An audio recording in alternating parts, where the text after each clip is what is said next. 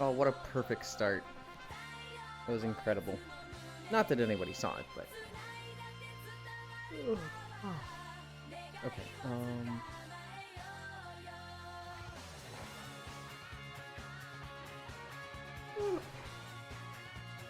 Hi, Air.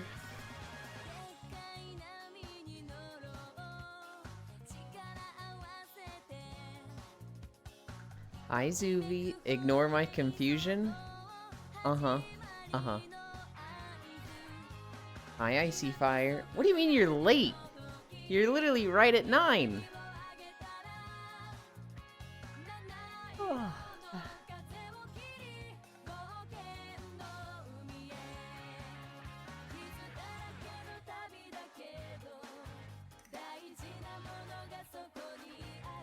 9? It's 4-man? No it's not. That sounds like a fake time zone. Because I'm at 10. Time zone difference. Fake time zone. Hi, Glabolt. Hi, Bitter One. Lost One's not even here yet. What?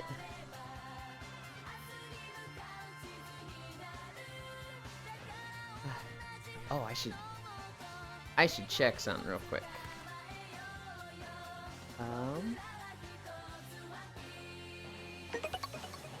Users in chat. Okay, good. I keep checking the users in chat to clear out the lurker bots. I hope Matthews is doing well where he is. That's you. Hold on. You're gonna put 1 at the end of somebody's name, and it's not gonna be Lost One. That's gonna be me? What? I hope Matthews is doing well where he is. Oh, I hope so too.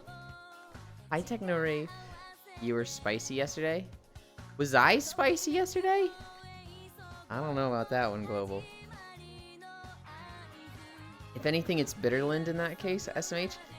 That makes sense to me. Bitter One is angry. Purple-eyed Kirby, actually? What are you dorks talking about? Oh.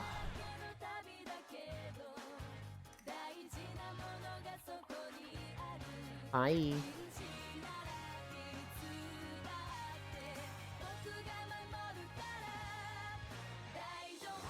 Glabble watched 120 consecutive streams. Wow, bitter than spicy. Bitterlings. Hi, Feet Chan. Hi, fit wife, mommy, girlfriend, Euland.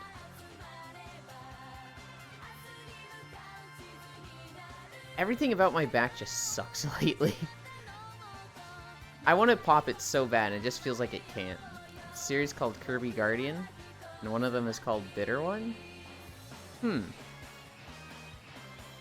Can't believe I caught a bit of food video watching. I was so happy you were there, Zuby, but you seemed so restless, and I was like, is he uncomfortable? Is he like... He won't stop moving. Kisses Elan's back. Did that help? I wish. I wish. Where was it? Where are lunges? Then again, it was your back and core. Snaps Elan's spine. Did that help? God, I wish. Matthews was not doing well. The only thing to cure his woes was elf feet. What makes elf feet different than normal feet? In Monster Hunter, they're very different, but they're not specifically elves, they're wyverians. Matthews, no! Haven't been in VR chat for a while? I want to join stuff, just too chimkin to ask. I love social anxiety. Yeah. Well, I'm always happy when you join me here. Same.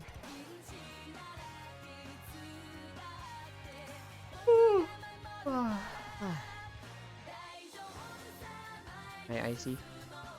So I had to inspect you? There may be a specific blue elf I mean. Did you see End of Spacefish's stream yesterday? Core raided Spacefish. And Spacefish was like, oh, I can't end now. Core, what should I draw? What should I doodle? And Core was like, doodle Soul.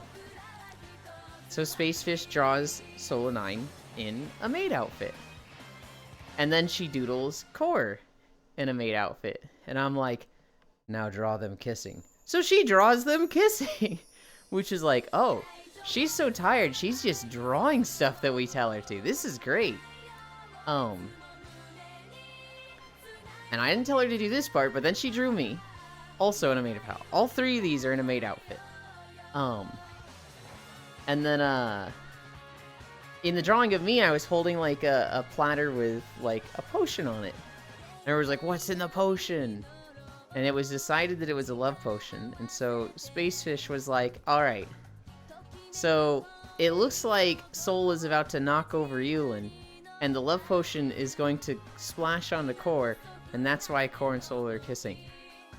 It was a fun end of stream. You are empty inside, by the way, Yulin? Wow, that's maybe the meanest thing someone has said to me all month, Zuby. That kinda hurts. You don't get a choice? I haunt you whenever I can. At the very end, you can tell the pressure was getting to you. What? Oh no, not the potion, it's about time.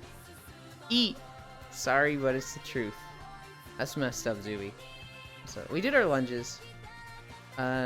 We're at our spot. Our slab spot. Don't worry, I can fill you up inside, Elin. I can't believe you would say that, Meowster. Yes, I can. I can absolutely believe you would say that. In fact, I would expect you to say that. Oh my god, Elin is floating, guys, look. Help Core, I can't stop farting. We actually do have...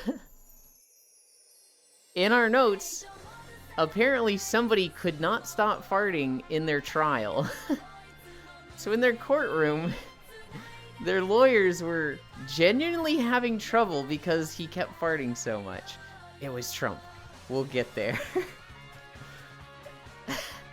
What the fuck? He's on his tippy toes. Oh my god. I saw it and I was like, that's not real. And then I saw like 5 more stories about it. They were like, he won't stop farting. I was like, oh my god, it's real. A dude set himself on fire. That is also something I have in my notes for today.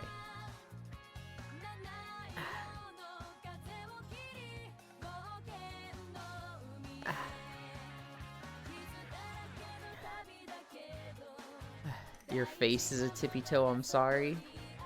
Oh my god. That makes no sense, man.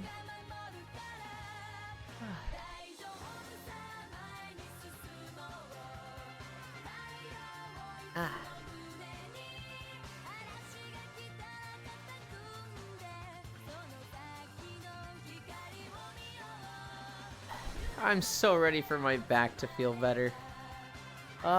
This has happened before in my life. Where it just hurts for a week or two. And then it'll just be fine. Tan deal and when? When I get better at model making stuff. So probably 8 years from now. I see just $4. I do sometimes watch at times, I swear.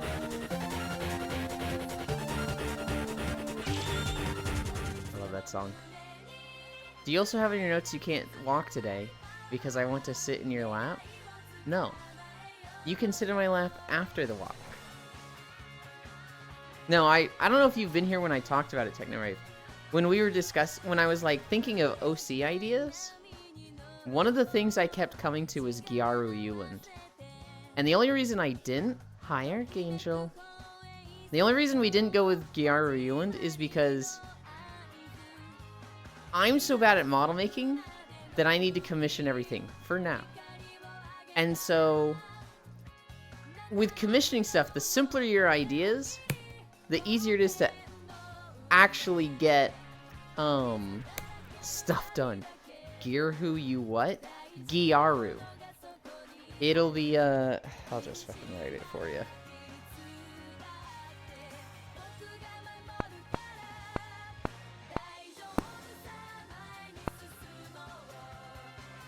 Hi, Jan. Hi, Ark. This fucker doesn't know about Gyaru. They are learning. They are going to learn. Is that a fish species? No, it's basically like,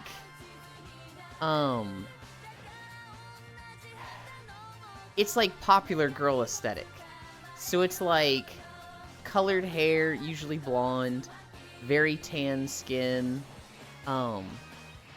It's the, you know, often very slutty clothes. It's like, if you've ever seen an anime, and there's that girl that just looks like, that's the popular girl. That's the one that, like, is full of herself and arrogant and looks down on others. That's the Gyaru. No, I want a vampire, mage, princess, magical girl, shaman, egg hat waifu. Shaman, egg hat waifu. You were just throwing in words at the end there. Hi, Safi. This isn't walking. I've been lied to. We're stretching for a walk. I forgot what stretch we were at. I had to explain Gyarus to somebody.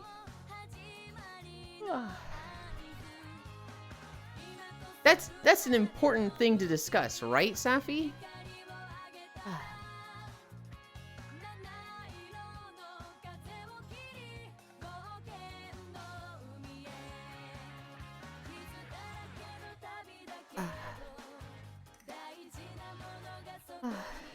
What? Discuss what important? Gyarus.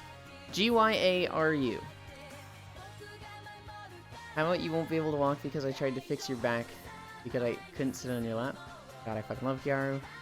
So Gyaru was originally based on, like, Snooki. This isn't walking. The fish thing was a safe bet because he is a marine biologist. Okay. It's like that one girl with the green pink hair in Demon Slayer? Kind of. Very kind of. I've been lied to. Oh, asshole, gotcha. Well, here's the thing. It's just an aesthetic, Jan. It's not necessarily the personality. It just often is an asshole. Also, you in that description was pretty mediocre. I've never thought about the description before. I've never, like, broken down, like, how should I describe Gyaru to somebody? Are throwing words to begin with? Hi, Safi. Wrong. What? Discuss what important, Safi. Make him pay by learning Mahjong. I don't think that's important. I think it is, Safi. I don't know, sounds like something I'd rather not deal with. I don't quite get it, so it's just girls that are saturated and slutty? And your description of Gyarus was awful? Oh my god. I literally tell you physical characteristics and you're all focusing on the personality. And it's like, that's not the point.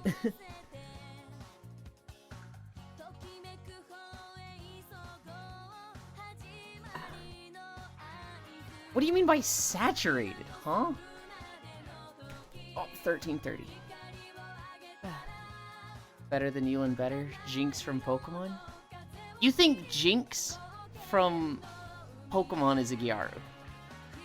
Yuli's like Lilfam, doesn't want a Mahjong. Marin Kitagawa is a Gyaru. Are you a Willikers? I'm gonna stab you, Techno. Marin Kitagawa from Dress Up Darling is a Gyaru. Who's some other good ones? Galco? I forget what she's from, but that very short anime. That's a Gyaru. Who cares if she's attractive when she has a personality of a dork? Vain people, Jan. I think they are too scared to call you a weeb. I gotta Google who Marin is. You gotta Google who Marin? Oh my god. Nah, that's fine. That's fine. Not everybody knows about every anime.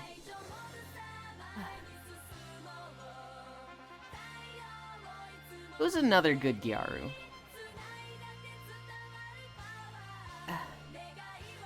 Don't Google her, she is 16. That's what?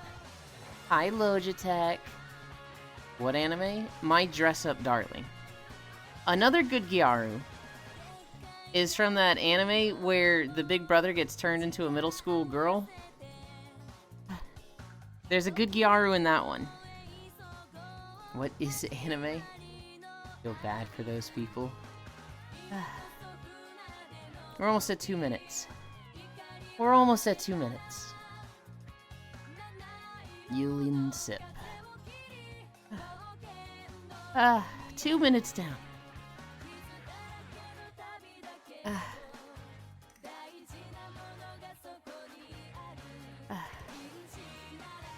Gyarus are normally depicted as sweet girls who are incredibly nice and sometimes a little slow. I almost did 10 seconds and I remember flanking sucks. It depends on what their role is in the anime. If they're a main character, they're very nice. But if they're like a secondary character, they're gonna be a bitch. If they're like a plot point... If they're like an antagonist role, they're gonna be like a bitch. She's a darling dumbass. Just Google Marin, she seems puntable. That is take 4, 3, 2, 1, 0.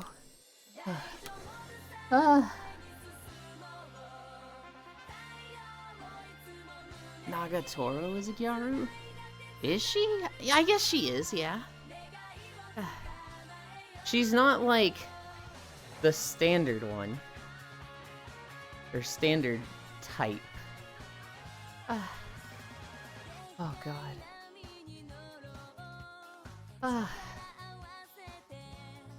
Okay. Oh, we didn't do squats. 1, 2, 3, 4, 5. She's not exactly a Kogal, but she's 100% Gyaru. Yeah. Would you believe me if I told you I was actually watching one of your VODs? Or you stream? I would. 1, 2, 3, 4, 5.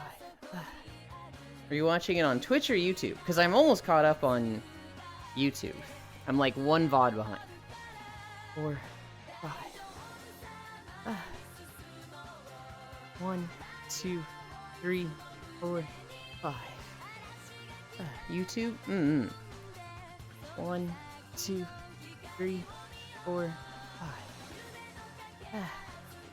1, 2, 3, 4, 5. 1, 2, 3, 4, 5. Is that 7? Why do you keep having this conversation? What conversation are you referring to? 1, 2, 3, 4, 5. Also, I'm working a double shift today. No! This is like the 16th time you've explained it. 1, 2, 3, 4, 5. I don't know how to tell you this, Global. But not everybody catches every single minute of every stream.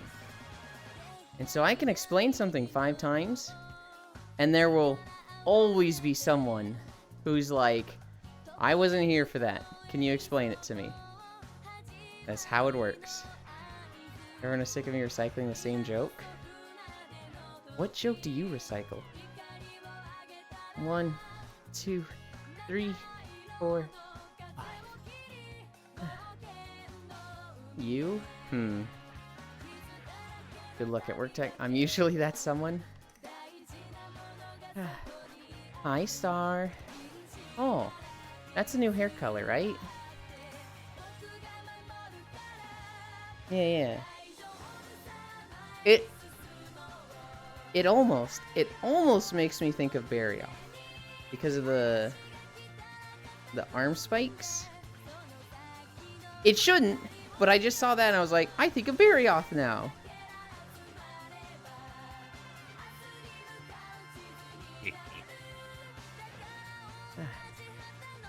Alright, next one. It's my take on making an ice type. I see.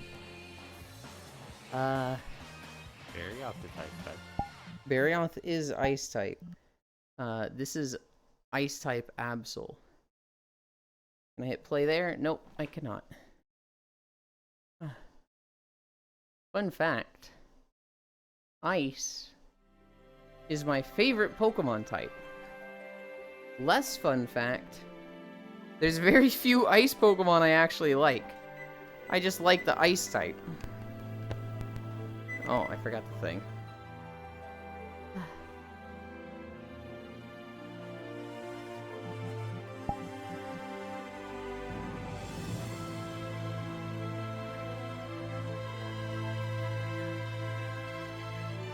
It looks like my trackers are drifting a bit, so...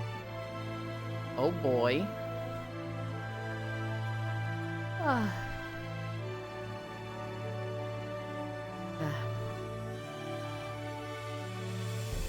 You get better jokes, and most of the time I'm asleep. I think he looks good. I think it's more you like explaining it. I do like explaining things. Time to clock in. I might be lurking, but I might not be. I don't know.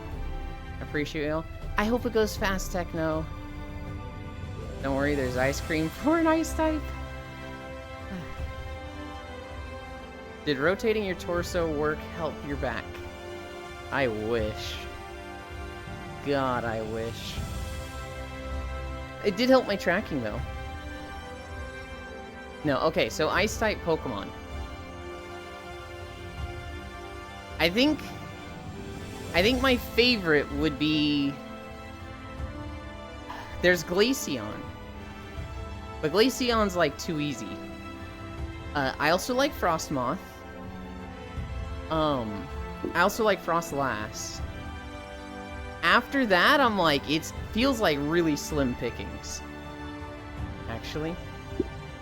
Speaking of evolutions. I do like Avalugg. I made a Leafeon Absol? Oh.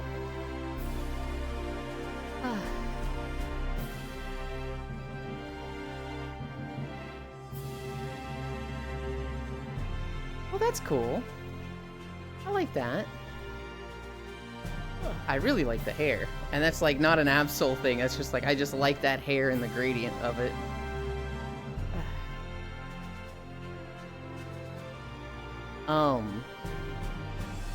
There's a lot of ice Pokemon that I'm like, this is neat, but I would never consider it like a favorite, or I would never chase it.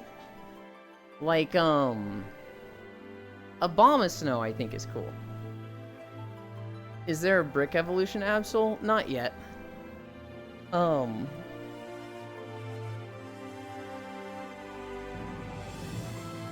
What's another ice type I think is cool? I really think that might be it. I think it might be like those three that I'm like, these are rad, and everything else is... Yeah.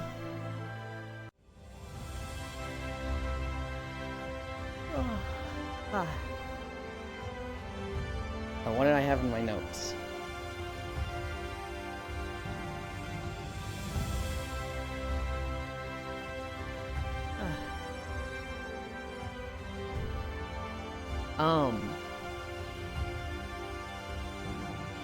So yeah, we mentioned the Trump trial. Two major things happened at it. One, he wouldn't stop farting. Apparently, Donald Trump just kept farting at his trial to the point that his lawyers were having trouble breathing. If I knew how to do particle systems in Unity, I'd have made one myself.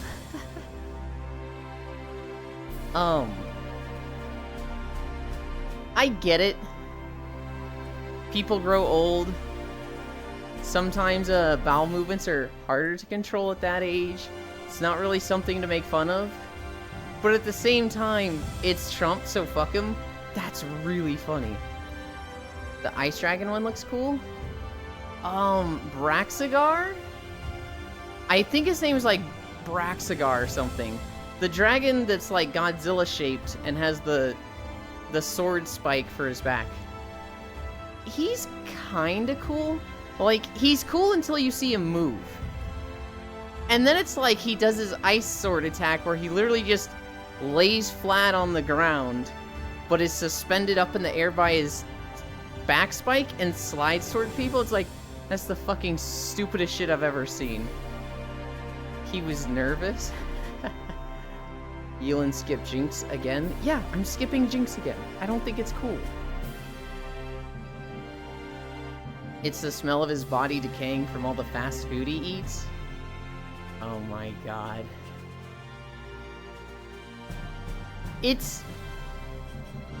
Everything about him is so wild to me. Because it feels like people should be fucking catching on. It feels like people should understand everything about this guy's a scam. Baxcalibur? I do. I was taking a, like, shot in the dark at its name. Baxcalibur is... Yes. I named one of my animals in Stardew after the first form. I got a dinosaur egg in Stardew and hatched that. And I was like, I don't know what to fucking name this thing.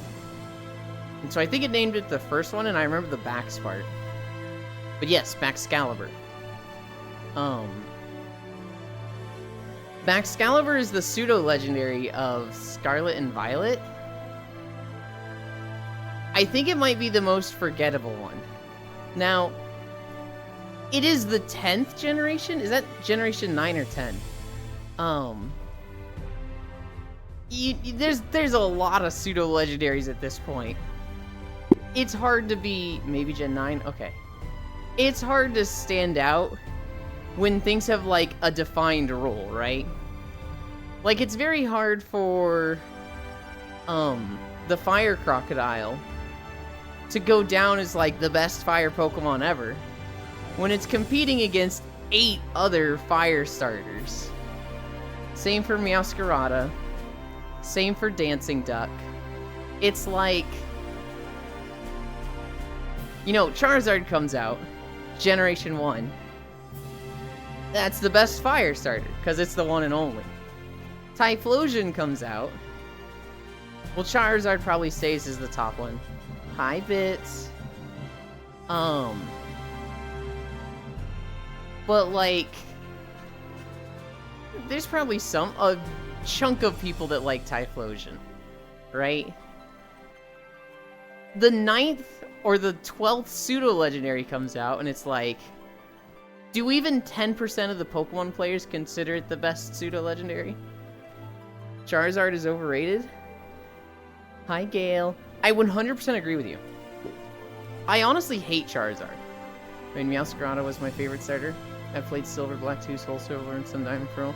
I just like Meowscarada's damage. I say, you know, a Pokemon comes out and it's hard for it to take the spot as a favorite. But I do think a lot of people fucking love Meowscarada. I have problems with Meowscarada. I don't like Pokemon that are based on, like, human aspects. And I don't like that Meowscarada is, like, got some human clothing inspiration. And it seems like its whole behavior is influenced by a jester or a magician. I don't like that. But everything else, I'm like, it's still fucking cool. Meowscarada's signature move has 100% crit, never misses, and has stat bonus. Yeah, and that's very strong.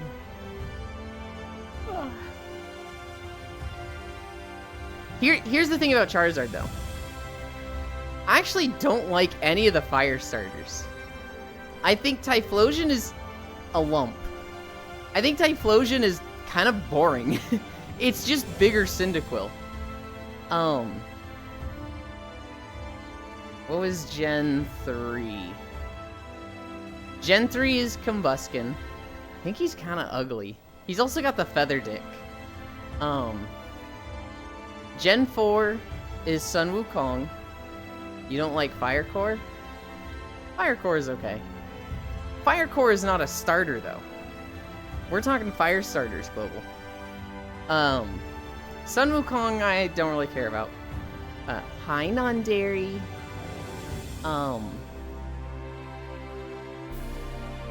Gen 5, Emboar? Emboar, I feel like, is the least favorite fire starter, which makes me kind of like him. But I don't see much about him at all. Cora's a chicken. Not sure what you are making her. I'm not making her anything. I didn't say she was anything at all, Global. You said, we're talking about fire starters, and you're like, you don't like Core. Core's not a starter. And then you're like, Core's a chicken. What are you making her? It's like, what are you talking about? I didn't say anything about Core. Want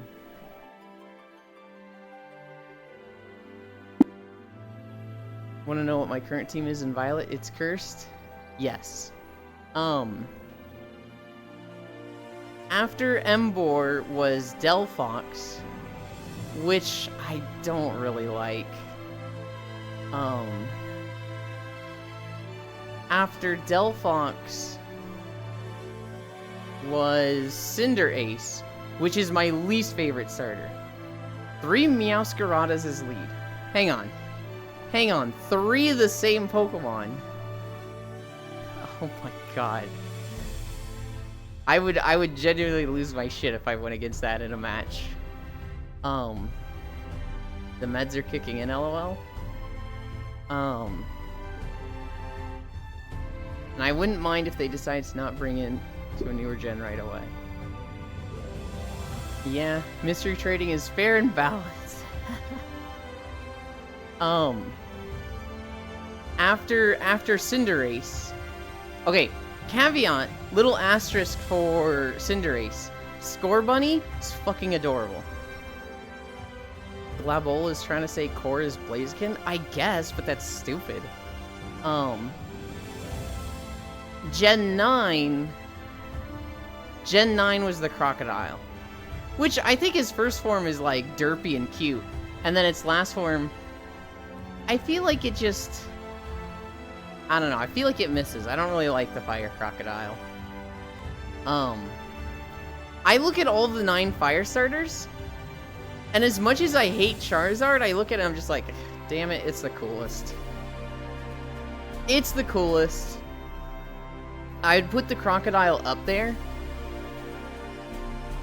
I know a lot of people like Combusken, Infernape, and Typhlosion. I don't really like them. I like that people see Fuecoco and think rice cooker. I've never heard of that, but I fucking love it. You don't think Core would be a cute Torchic? No. No, I don't.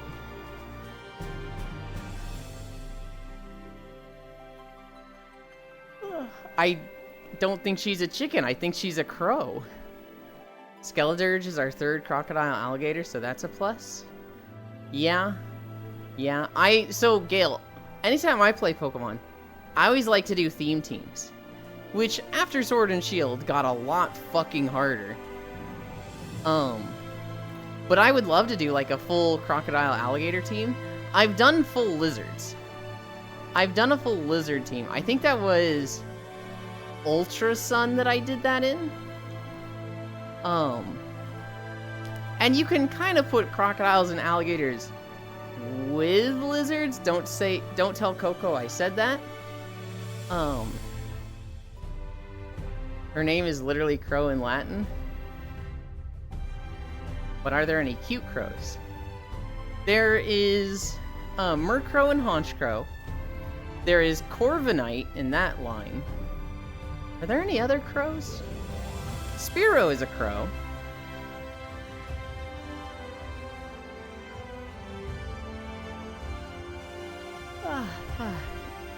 I don't know if you'd call Fearow a crow. Fearow is, Fearow's a little gnarly. And from the starters, it was the only one that went from 2 legs to 4 unlike the others? Yeah. I look at fire... Oh, I forgot Incline. Shit. We are at 2. That's why... How far did we go? We went 0.6. Scammed. It is a little bit scammed. So Skeledirge has that positive too. It stayed on the ground. Of the Gen 9 starters, I do like Skeledirge the most. I do think it's... it raises its special attack with its special, right?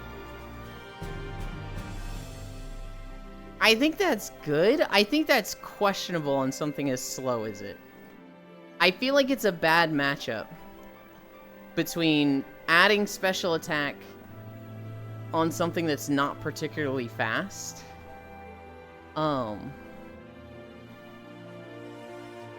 don't know. Maybe it's crazy strong and I just don't know how to utilize it.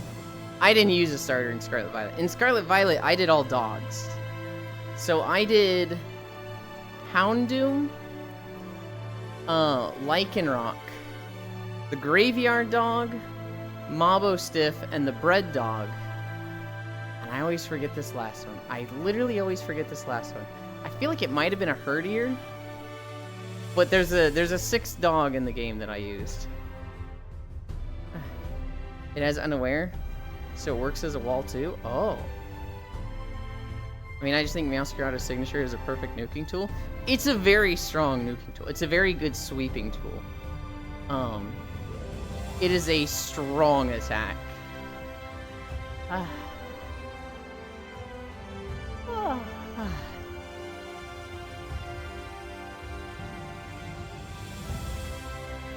With grass starters, for comparison on the move, it's 80 power, 100% accuracy. That is guaranteed +1 special attack. For grass starters, Venusaur is okay. I don't have a problem with Venusaur, but I don't like it. Like, I don't dislike it. I'm very indifferent on it. Especially because Meowscarada gets Grass Terra to start. We can compare it to Charge Beam that is 50 power with 90 accuracy and only 70% chance for a special attack boost. Oh, that's way better.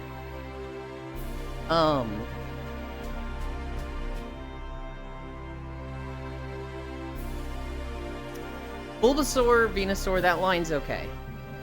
Chikorita, Meganium, they're cute. I probably like them more than Venusaur. Sceptile? Sceptile is, like, fucking cool. I like Sceptile more than any fire starter. I love that thing. Gen 4 was Torterra. Cool, but I never used it. I was never like, I want to. If I did an all-turtle team, I would use Torterra. Gen 5, motherfucking superior. This is literally my favorite starter. Of all the starters, Superior is my favorite. I just like snakes. Hi, Pixel. Eland likes reptiles. I do. Reptiles are cool.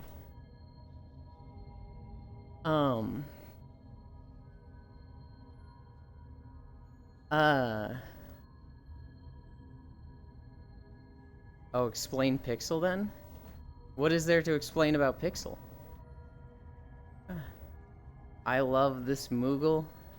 How dare you?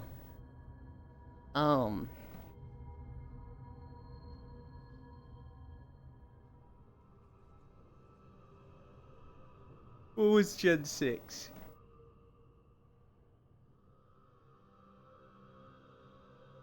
Nothing, it just explains Pixel. Moggle. Oh, our feet are fucking up.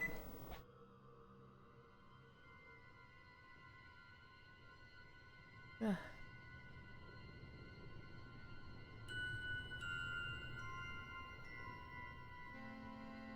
feel like today's gonna be a long day. Because... Why are you blinking?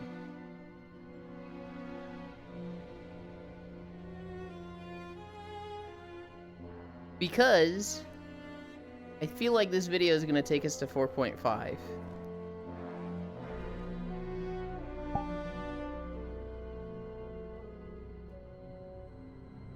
Gen 6 was Chestnut. That is probably the most forgettable grass starter of all. I don't think they're bad. I just think they don't stand out whatsoever. So incline now. Well, if we max out the incline, we're not gonna go past 5. High tech. If the incline's too rough, you know, we'll stop early. We always have in the past. High Zai. It's right there. You have to say something for it. Fucking goofball. I feel like Chestnut is so forgettable.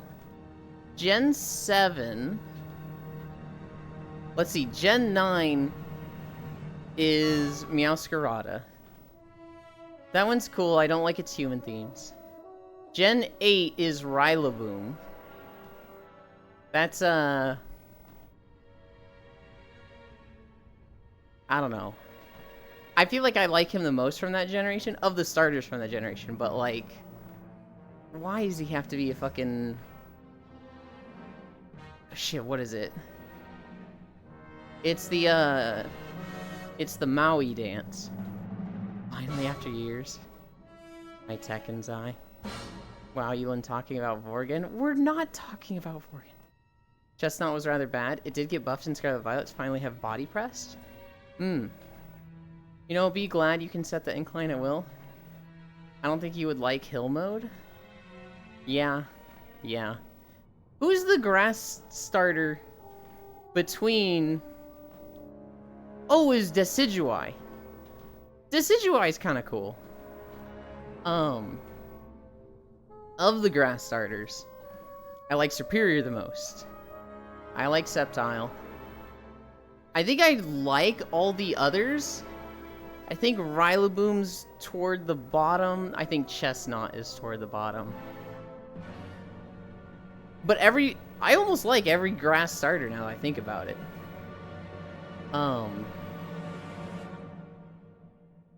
So it can actually use its defense stat? Water starters. Blastoise was my favorite Pokemon when I first played when I was 6 years old. So it always has a special place in my heart. Feraligatr is a close favorite to Superior. It's not, it's just under, but Feraligatr is fucking cool to me. Also, funny thing, only grass starters have been a dual type at the start. Snivy was the only starter that had me pick the grass over the fire.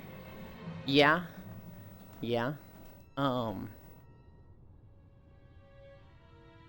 I love Feraligatr. That's gonna be my favorite water starter. Gen 3, I picked Mudkip, and around 4 badges, I think I reset my game and switched to Trico and Sceptile. Marshtomp was okay, but, like, I don't know. Marshtomp is just, like, it's just a water starter in my eyes. Bulbasaur and Rowlet, the only starters that were dual types right away.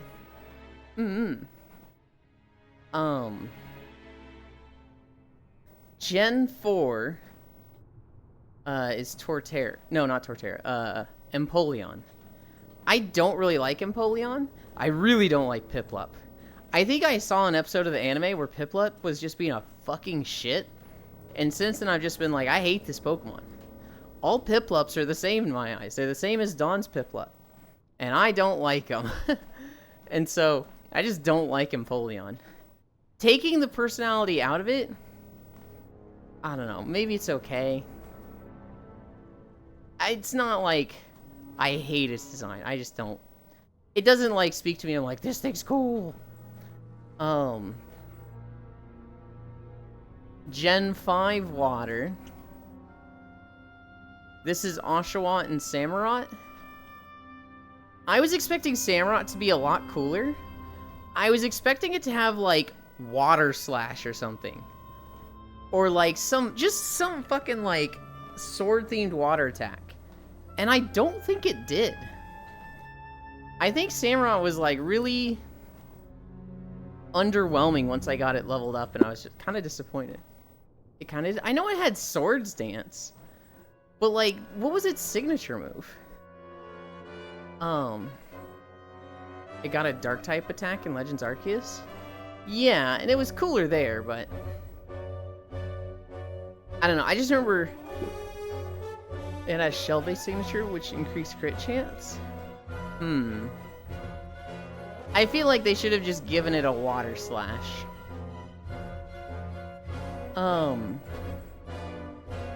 Gen 6 was Greninja. I never really liked Greninja. I didn't like the bubbles. I didn't like the tongue scarf. I always just thought he was kind of goofy. And then lo and behold, it's one of like people's favorite Pokemon. Greninja is a cheater. Greninja is like almost as popular as Charizard is in Japan, which that's fucking crazy to me. I didn't know Japanese people fucking loved Greninja that much. I think they just like ninjas. I found Samurot's move. Okay.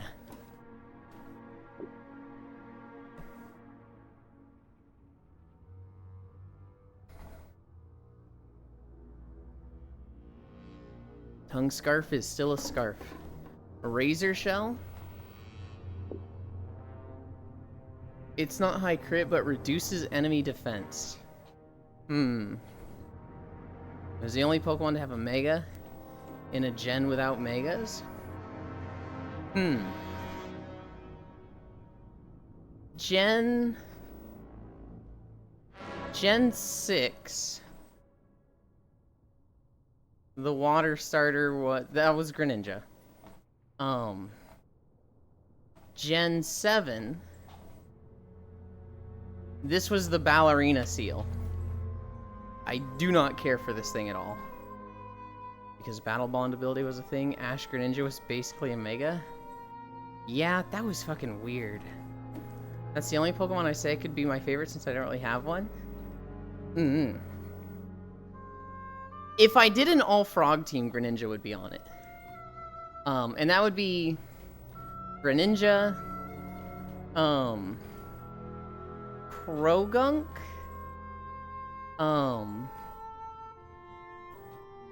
Poliwhirl? No, not Poliwhirl.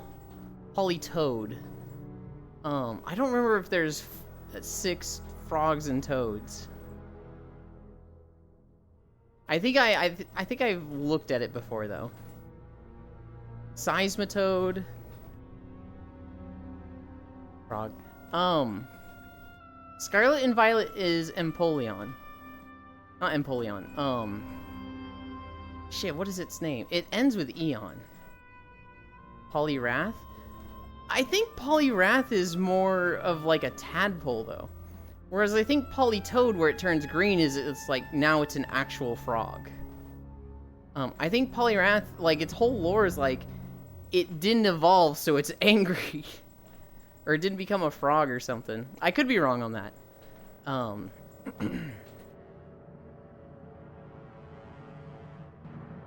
Inteleon? Is that its name? I forget the Gen 8 water starter. The thing that's like a secret agent. And it's so fucking lame. Okay. He's got a fucking sniper tower for his Dynamax form. This might be my least favorite water starter. Then there's Annihilate. That evolved from Primeape that became so mad it died. Yeah. The Gen 9 water starter is the Dancing Duck. I'm not gonna lie, I see it as a little silly. Like, I just look at it and I'm just like, this guy is very hard to take seriously. It's also based on, like, human attributes, which I don't really like. A water core? You just think every bird except crows are just core. I saw, someone playing a game. I think it was Smug Little Bug. They were playing a game called Just Crow Things, I think it was. And I was like, well, Core's gonna have to play this. Hi, Smug.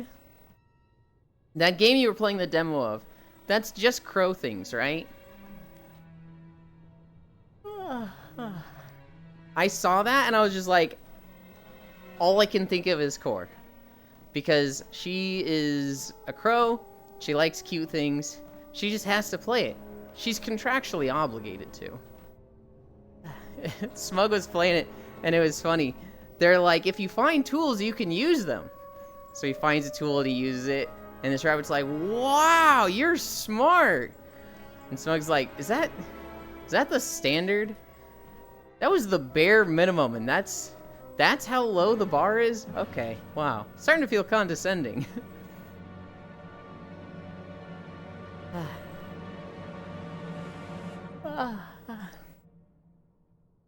It was, it was a cute game, though. It was super cute. I wouldn't be surprised if Core already knows about it and has it on her wish list.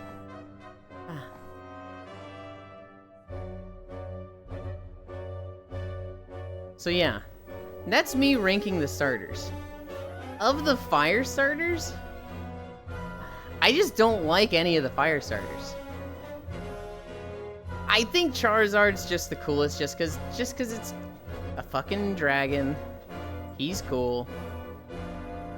I think Skeledirge can be cool. I don't really like the whole Mike theme of it though. And then if I'm really feeling like a hipster and I'm like, I want to pick something that nobody else likes, I do think Emboar is cool. I do like Emboar. Greetings, Yulin the Shadow Lurker. Hi, Wrath. I think you did a redeem earlier. So I said hi then. But you're saying hi now, so hi. Everyone in D's chat has been bombarding her?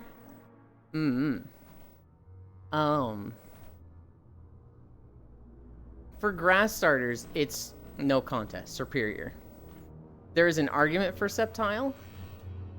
There is an argument for...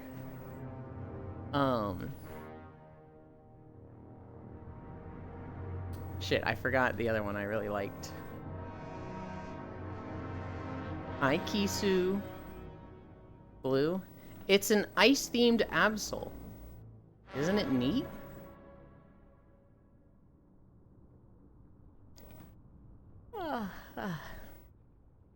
Hi, Kayla. Riot. For waters, it's easily Totodot. Or it's, Feraligatr. I like Blastoise, but that one's nostalgia. Very neat. Riot. I like a few of the other water starters. I do like Samurott. But Feraligatr and Superior, they just so handedly win their categories in my mind. Kayla, do we take Yulin for Korean barbecue? I would actually fucking love Korean barbecue. When Sword and Shield came out, I was really excited to do a full turtle team. Yes, and Hot Pot. Now hold on.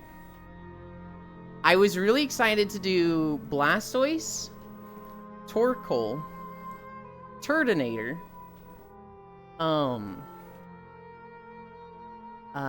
Caracosta, and then I was thinking Avalugg or... Shit, what is its name? What's the little thing that's like a bug that's like the red shell and it looks like yellow goop coming out of it and it looks like a turtle, but it's not really a turtle? It's like a super defensive wall. Not Applin. It's from like Gen 2 or 3. I think it's from Gen 2.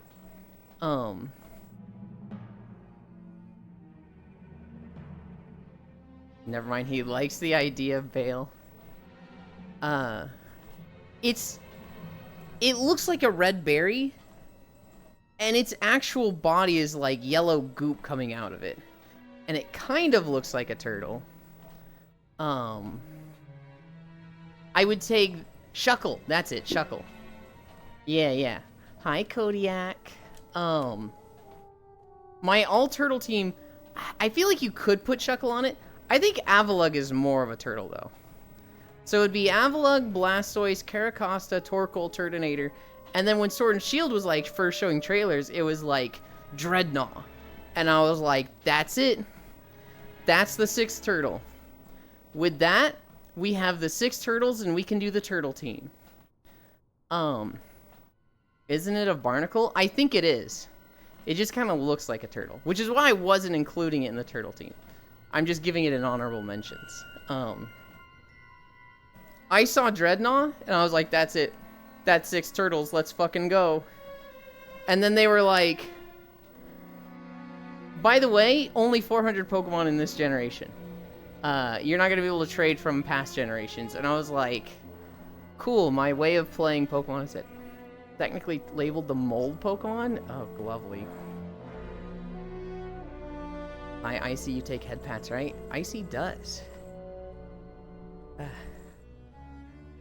Sometimes you have to find them. Isn't Shuckle a parasite? I want to say yes. I want to say that it is not... It's definitely not a turtle. It might be a barnacle. It might be, like... just fucking ooze and slime. It's one of those things where, like... You could take 10 different artists and they could all draw it, and they could all get a very different interpretation of it. It's a weird Pokemon. Shuckle Pokedex entries mentions it ferments berries inside of it. Yeah. There's a video of somebody having a Shuckle, and it's at a party, and they're using it like a drink dispenser. So, like, somebody holds a glass on her, and it just, like, it looks like it just pees into this glass, because it's, like, a yellow liquid. And the person starts drinking, it's, like, in the Pokedex it mentions it's, like, a super sweet and tasty drink, and I'm like, I don't know if I could drink yellow liquid coming out of a Pokemon. I don't think I could do that. It's basically a fermenter juicer? Just because you have to remember that I'm in the room doesn't mean you have to look for me. Not a parasite, it's a fungi. It's apparently known as the mold Pokemon. It's piss. It's not piss. Pokemon are weird, don't say that. That description sounds like piss. I know it sounds like it, it's not.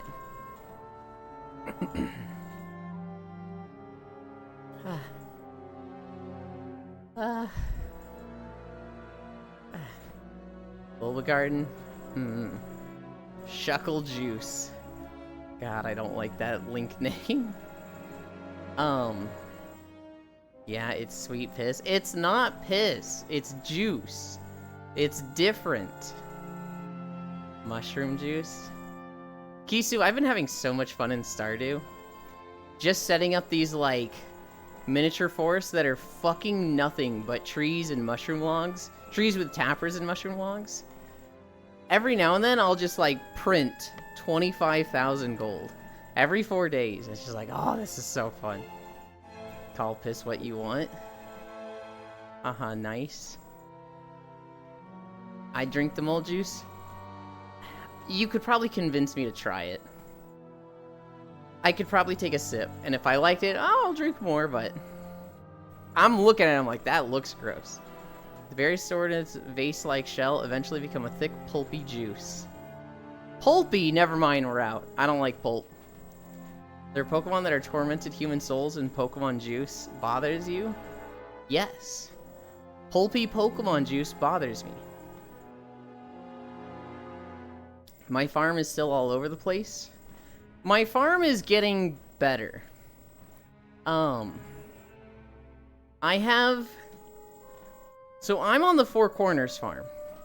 And the top right section, the top fourth of it, that quadrant, the northeast, that's where the building is. I have 5 fruit trees. I have a fish pond. And that's where I do any farming that I need to do for the bundles. I don't really plan to do much farming, but, like, that's just where it all happens. The top left section with Grandfather's Grave, this is where the forest is. I've planted like 200 trees here, and I'm slowly adding tappers and mushroom stumps to them. That was the Pokedex entry from Shield, also from other gens. Yes. The bottom left section, there is a max barn and a max coop and 2 silos. And the entire thing is filled with grass. So, like, I never have to worry about feeding them because there's just a ton of grass there for them. And then the bottom right section, I'm going to fill out with beehives. I've been slowly filling it out, though. You would like this entry from Crystal Young? The fluid secreted by its toes carves holes in rocks for nesting. and can be mixed with berries to make a drink. Wait, hang on. So this stuff is acidic enough to melt through rocks, and people are drinking it straight? That sounds bad. That sounds like they shouldn't be doing that. Is it acidic to rocks and not human flesh? Because that's like, hang on, hold on. People drink Coke. It's drink science. So it's a Monster Hunter energy drink. So is vinegar Yulin.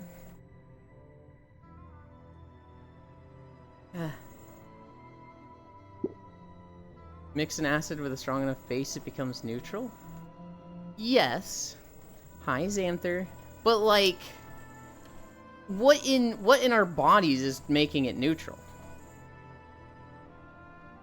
If you're saying it's a base by default, and mixing with our stomach acid, that makes sense. But I don't think bases are dissolving rocks like that. I can assume the berries themselves? Those berries sound so basic. You'll be seeing them in Starbucks wearing Uggs. Oh my god. Shuckle quietly hides itself under rocks, keeping its body concealed inside its hard shell. While eating berries it is stored away. The berries mix with its body fluids to become a juice. But with acids, usually they work on certain compounds. Like some will melt lots of metals, but not gold. Elon, where'd you get Monster Hunter energy drink? You want to talk about Monster Hunter, just talk about it? You know what's crazy, Icy Fire? I never got energy drinks. I never farmed them. If I could buy them from the store, sure. But other than that, I was just like, I don't care. I'm just not going to play dual blades or weapons that need them. Like, some will melt lots of metals, but not gold. Hi, Zam. Thought he's going to get caught up on the toe juice part? Nah. You mentioned redacted, ban him. That's why to theoretically fully melt a body, you have to use different acids. I would assume, though, Kisu, that there's not something that, like, is great at melting rocks.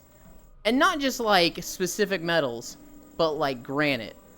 A, like, amalgamation of different elements. But isn't good at melting the human body. Typically, like, acidic type effectiveness isn't going to play a part there. That just seems like, hey, hang on, hold on. That doesn't really work.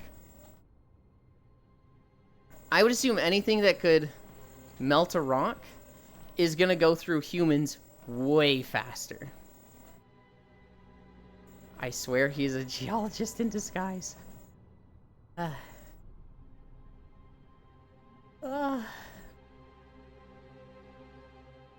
So you want an acid that's super effective against normal. Gotcha. I don't want it to be an acid. I thought it was just a silly little juice that tasted good. And now we're adding it's crazy acidic and can melt rocks into the equation. I'm like, hang on. There's a disconnect here. Don't need acids, just a Titan sub.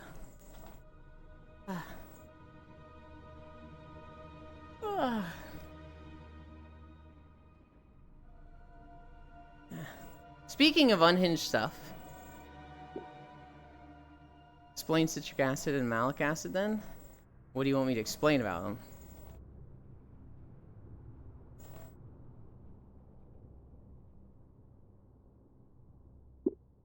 They're acidic, yeah.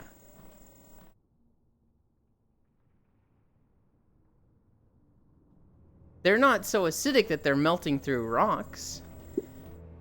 Pretty dangerously so, too. They go to your stomach. So, like, if you were to hold them in your mouth, you could probably hurt yourself if you just kept them in your mouth for long, extended periods of time. In your stomach is made to handle acids, right? Even then, it's probably not good to have too much citric or malic acid. Those acids, I don't think those are going through rocks. It would take, like, years of having a constant, steady stream of citric acid flowing over a rock in a line to actually melt through it. Listen here, streamer. Weenie Hut's over there. Welcome to the Salty Spittoon.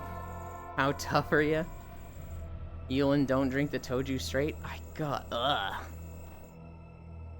That's what they want the consumers to think. 2 miles of water pressure works fine. Yeah. Yeah. So Weird Al Yankovic, he did a video 2 days ago. I guess 3 days at this point. And he's like, it's time to play real or cake. Is it real or is it cake? And the first one is like a watermelon. He has a knife and he just cuts into it and he holds up the watermelon. It's real! And he takes a box of Cheerios and he cuts into it and it's literally just a box of Cheerios cut in half with Cheerios all over. It's real! And then he just holds his arm on the counter and he just starts cutting into his arm. And there's like blood coming out and obviously it's cake, right? Obviously it's a fake arm. And he holds it up and he just goes, it's real! And then he has a cake and he has a bandage on his arm. And he cuts into it and he goes, it's cake! And he like eats it and it's just like, what the fuck, Weird Al? Why? Thanks for this, I guess. Just doesn't post a video for like months or so. And then just a video of him pretending to cut open his arm. I've melted inside of my mouth with candies that have malic and citric acid. We're going to fixate on this. It would be enzymatic activity. Ion channels and shunts, very common proteins. The Shuckle secretion doesn't have to be acid. Malic acid in a pure state can strip your ability to taste anything for about 6 months. A pinchful will do this? I'd imagine it's a lot more dilute than a pure state, though, in anything that you're going to taste it in. And consume it, lol.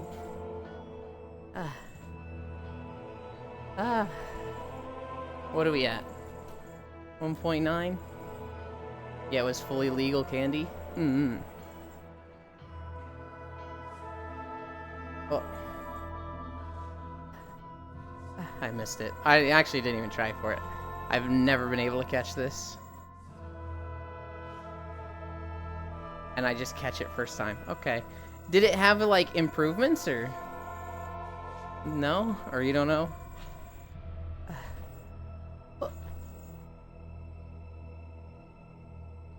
It's so delayed for me.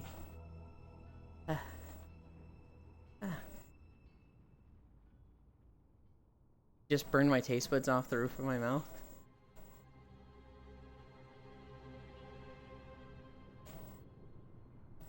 I don't know if that one was close enough for me.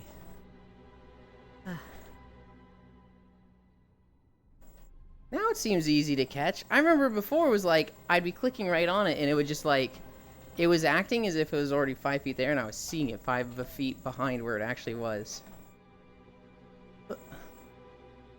Wow, that went really fucking far. I felt like I barely threw that. I've scorched my taste buds a few times with candy. Usually nothing that's like super acidic or like super sour. This one I'm trying to throw far. It kinda didn't go that far at all. But there have been times where I had so much candy that you know when it just like part of your mouth feels raw and you're just like, oh damn. Someone has done it. Back a number of years, some YouTubers had this happen with pure malic acid. Damn. Hi, Yuki. Good morning.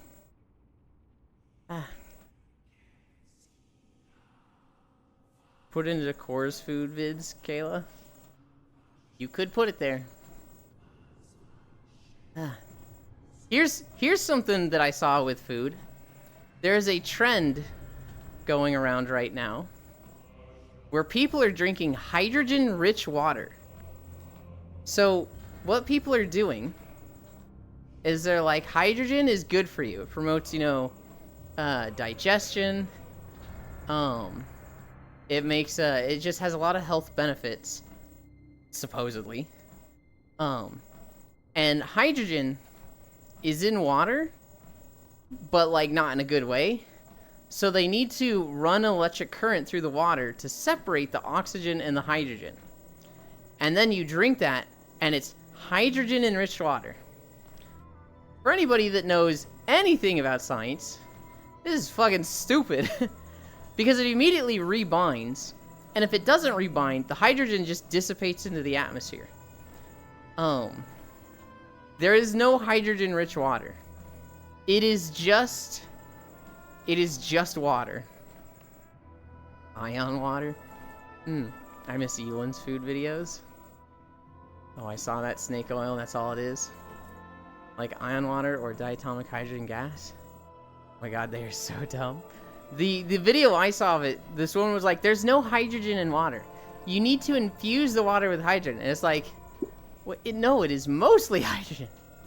It's water that was electrified, that's it? Literally, yes. It's so funny. Bro, I hate people. It's to make them feel better, but it doesn't do anything. At most, it's placebo effect. And even then, it's just like, you dumb motherfucker. It's so dumb. The only hydrogen water is D2O. And you don't want to drink it? It... It was just so, like... People aren't this dumb, right? Oh god, they are. I actually have 2 food stories. Drink Gaslight. The makers know it's fake, but they sell it as a scam. Oh, 100%. 100%. The other food story I saw is that Japan... How do I word this? But need my heavy water to fuel my reactor? Japan has made poop steaks. So Japan has looked at fecal matter and been like, this is mostly protein. This is like 70% protein. So they are separating it, taking the protein, and making synthetic meat with it, and then selling that synthetic meat after a heavy amount of cleaning. It's safe to eat. It doesn't, from what I've read, it doesn't taste bad. It doesn't taste like poop. It tastes like meat. But they are getting it from poop, and it's just like, I don't like this. I don't like this. I'm not eating shit. Elon, this is not going to happen. I don't love you that much. I don't think I could eat it. Maybe, like, oh god. Maybe if I saw it cooked. I'd rather eat snails. What the fuck is wrong with humans? Well, so here's the thing. From a purely scientific process, it's not poop. It's like, it is a good, sound, safe, and very recyclative process. Actually interested in the processing? It's like, you know, from a purely scientific point, and you know, could this be worse? Could this be worse than, like, telling people where bologna comes from? Like, I feel like it's just one of those foods where it's like, just don't tell me how it's made. Just don't. I don't care. Just don't tell me how it's made. And if I could if we... I'd rather eat snails, and I could if I wanted to. We do that here. I don't care from a science point, that's just wrong. I still won't eat ass. Hi, Ellie. You're right, I won't eat ass. Because that's just ass. But poop that's been run through, like, 50 hours of processing to turn it into, like, raw protein and synthetic meat? I'm more likely to do that. Delicious bologna. I won't tell you how the clown loaf is made then. Not that kind of ass. Hi, Ellie. Bro, I love bologna. Just eat vegetable. I also had a big bologna phase growing up. I used to just fucking take slices of bologna and, like, fold it over twice so it was like a triangle and just eat that. And I was like, this is great. And people were like, you eat bologna? You should see where it comes from. And I was like, maybe someday. They're like, it's so gross. Oh, I can't believe you eat it. Okay. And I don't know. I think I just eventually grew out of the taste. It never really bothered me where it comes from. We're at 2.4. Fisterium was a lot shorter than I thought it was.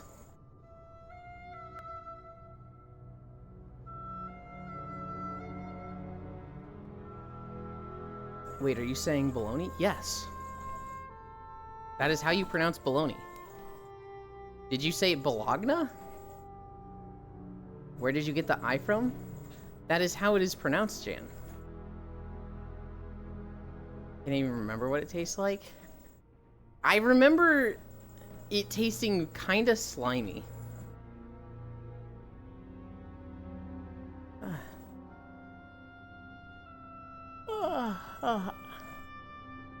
Hi, Ty. I'm like genuinely interested if Jan was saying Bologna this whole time. And maybe that is how they say it outside the US. But it is bologna here.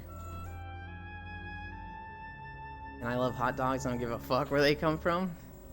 I also like hot dogs. I'd eat a lot more hot dogs if they didn't have such high salt. Technically a texture, but that is telling.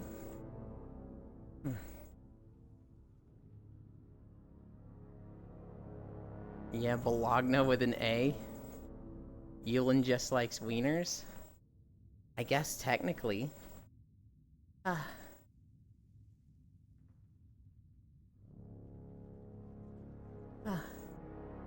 saw a fucked up story yesterday. Somebody wrote a complaint about their supervisor at their job. Bye, Star. I don't know if you crashed, if you're just gonna hop around. Somebody wrote a complaint about their supervisor at work. And so their supervisor, it's illegal to take, like, I guess basically revenge on employees for, like, reporting you. Like, if you report somebody to HR, and they find out about it, which I don't think they're supposed to know who... Wait, did I crash? You're not here anymore. So maybe you're gonna reconnect to the world? But yes, if you report somebody to HR, and HR talks to them, anti-retaliation, that's what it is. Retaliation is the word I was looking for. You're not allowed to retaliate. Why can't I redeem Kupo? It's already there, Global. You literally already did it.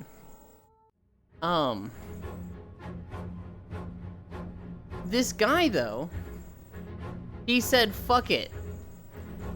And he took a forklift, and he moved his employee's desk onto the roof of the building. So the guy comes into work, and his entire, like, office and cubicle, it's all been moved to the roof of the building. Hi, Dehi. Redeem it again. Based employee? Are you saying based employee or based supervisor? I've never heard it seriously said any other way. Only baloney and jest? I don't know if you're saying baloney or Bologna. Not like that. It's like Nia? Bologna? What? Where are you getting the Y? So park a hot dog truck outside of Yulin's house. Demon again, base employee. Supervisor? Based ceiling filled? And that's now a lawsuit? Yeah, that is a very easy lawsuit. Apparently this guy was fired in the past, and he's been rehired. Apparently he's very good friends with the superintendent of this company. So, yeah, people questioned the superintendent, and they were like, hey, what the fuck is going on with this guy? And they basically said nothing. Fucking stupid. I need you to end every sentence with Kupo? I'm not gonna do that. Close. It's the GN sound? And that's the closest I have for you to get close to it? Use the GN sound in an example. Use a different word, preferably one that's English, that uses that sound. Fuck you, Yugspin. Fuck you, Glabble. Koopo. Umo. It's fun saying Umo at the end of stuff. Did you really mean to trap me with such a low intellectual attempt at, deception? Such lowbrow attempts will not work on me. Umo. That supervisor knew he was cooked, as he is why they were rehired. Oh man, you guys barely have those sounds? Hi, Zay. Not really a sound that comes up in English? Yeah. I was hoping English was so inconsistent that, like, maybe there would be one word that had it. Starting to think Core likes abuse. Longna. Jen, it's like R-N-H.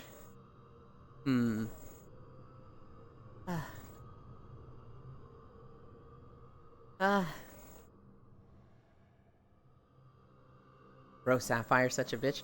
She used to be really nice. She was too nice to the point that she was a suck-up, and so Core tried to make her just a little bit meaner. And she's gone off the deep end and is so mean now. Monk Snail Infection Hat.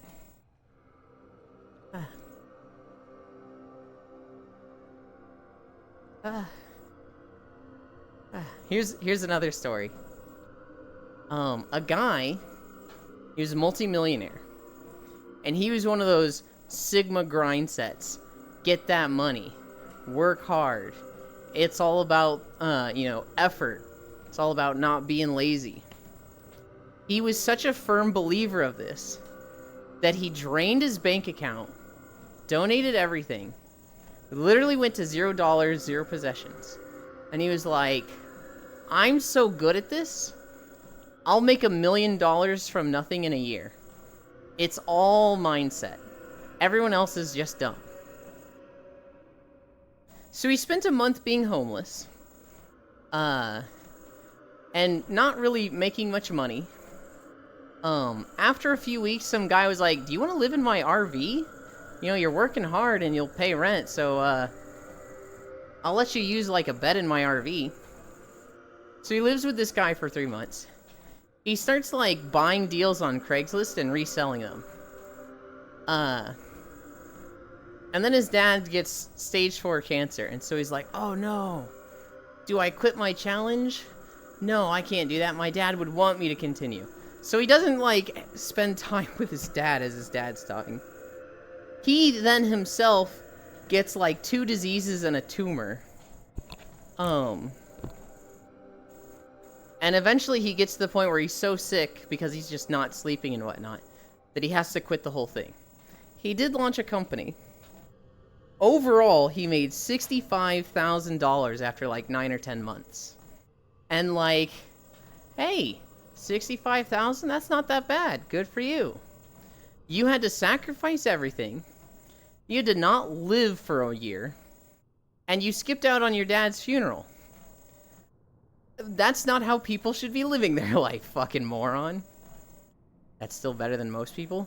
That's working, like, 18 hours a day and not going to your dad's funeral and pushing yourself to the point of developing a tumor.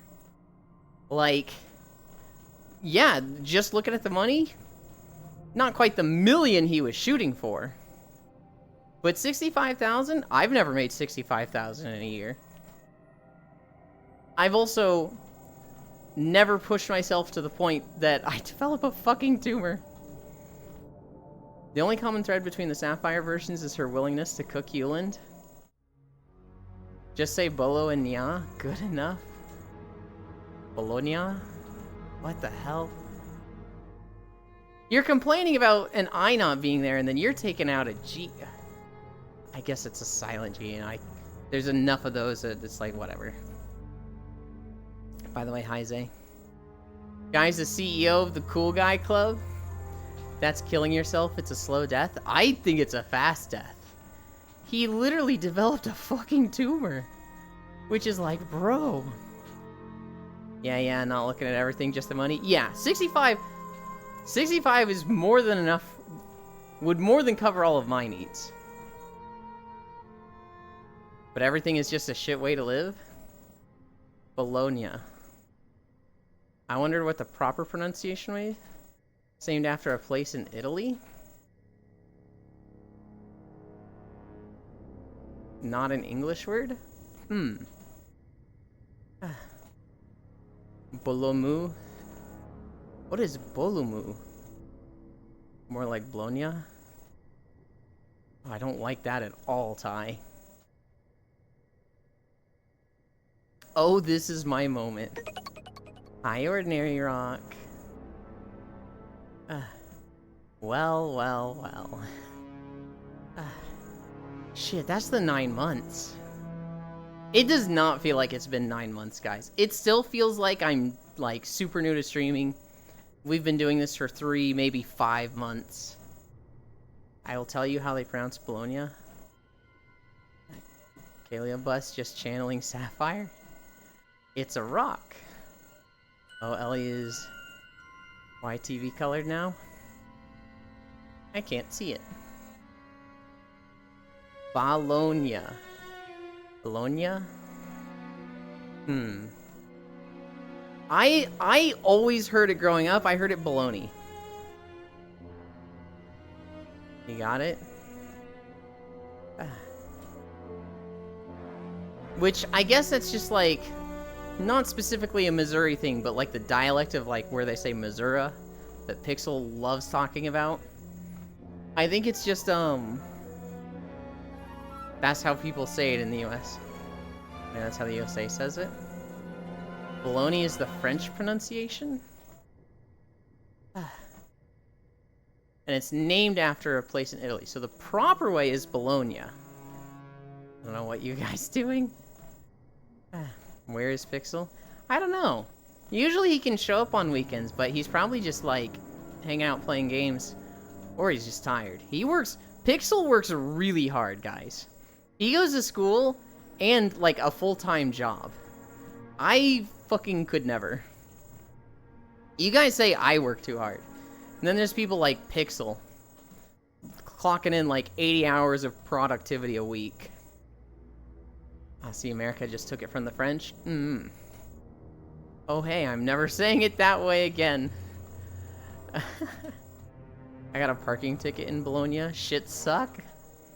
I miss Pixel Madman. Hi Sen. Stop bullying the French. And he spends every other moment flirting with Euland. Hell of a grind. Yeah, be more like Pixel? No. Look, Pixel's great.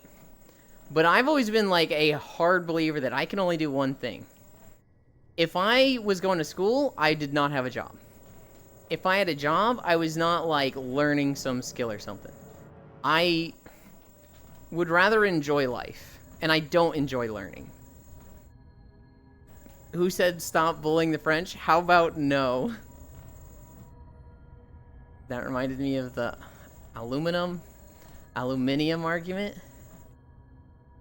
I say aluminum, but I'm also from the US. Hi, love. How are you, Freya? Hi, Frey. Hi, Tree. I don't know why Freya showing up reminded me of the Spacefish Doodles last night. But she drew Core, Solanine, and I as maids. And I had the shortest skirt, and I was like, this is correct. Good. Frey is here, hide. Why would you ever hide from Freya? She's like the least scary. She's just soft and warm and huggable. I know some really nice French people.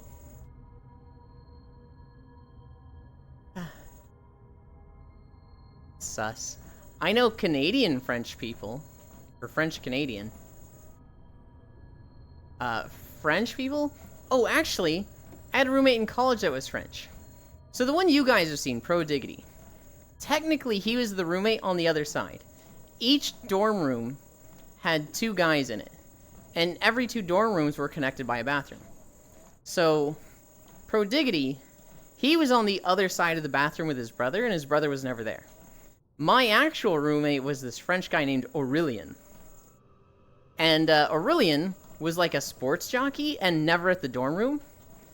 And the other guy, Prodiggity, he was always over there playing video games, and I was always playing video games.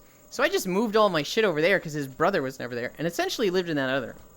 But I had the keys to my dorm room.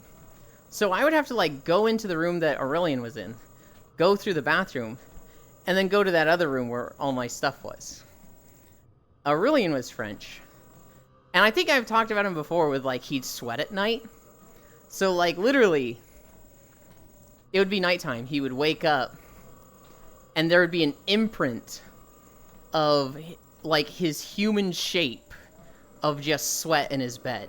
I don't know how the fuck this guy would drink this much, that he'd sweat that much. It was vile. He also would, like, collect dishes from the cafeteria over the year, and at the end of the semester, it'd be like, okay, I'm gonna take my stack of bowls back to the cafeteria. I was like, what the fuck, dude? Otherwise, he was nice. But he was kind of gross. They're still French. French-Canadian is even worse. What do you mean French-Canadian is even worse? I know no Frenchies. And Freya has a friendship shotgun. Eh? Yeah, go back under your lurking rock. Wow! Quebecois are the kind of French that French people make fun of. I'm folding laundry. With the stream up, I'm not lurking. Sir, I'm French-Canadian. Don't worry too much about it, Yuki. Bits is racist against French people. I hope as a joke. He'll probably be like, it's not a joke. And I'm like, I'm so sorry, Yuki. I'm sorry to hear that, JK. Oh my god, you people. You people!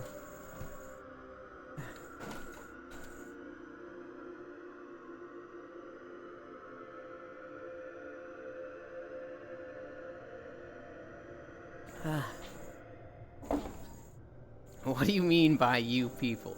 You know exactly what I mean by you people. You French-hating people. When I went to school, I remember seeing the little fact that it was like, the French have lost almost every war they've been a part of. In like 100 wars, they won one, and that was a civil war. The idiots, they're losers. And so, like, we made fun of French people in high school. Now in my age, and me being, like, so pro-union, so anti-capitalism, the French are like, you did what? The retirement age is 64 and not 62? Fuck you, we're rioting. We are setting the streets on fire, and we are piling garbage in front of the politicians' houses. Go fuck yourselves. And I'm like, God, I love the French. God, they're so cool. No French history is very fucking skewed to make them look like shit, Lamau. Yeah. We are still fighting a civil war. Xenophobic would be the right term for bits, real and true.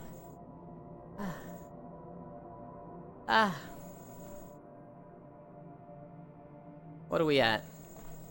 3 miles? What do you mean by we? It's ironic. The revolution will never die. Wait, is Global French? Did he just let it slip that he's French? Oh my god.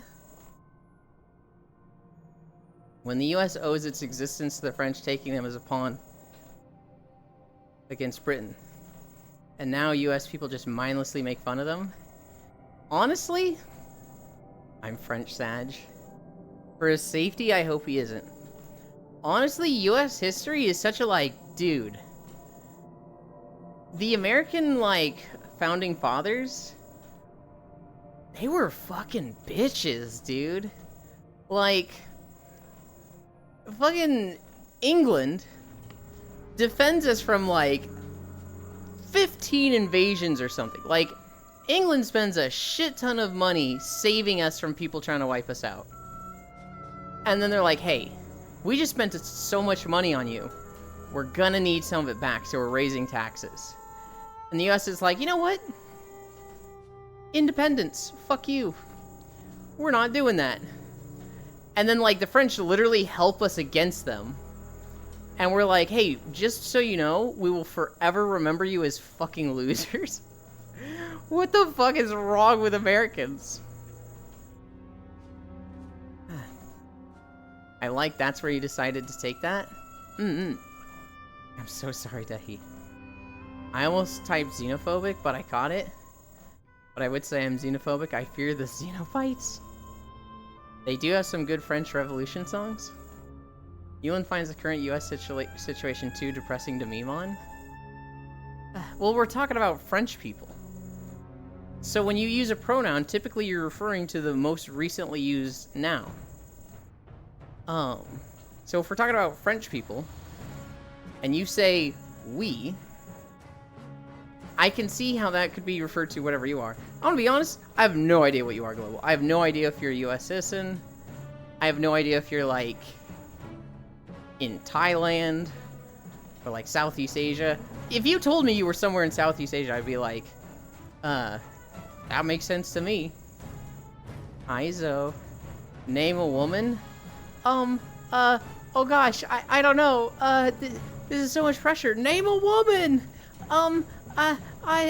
Name a woman! That fucking video. Rosario.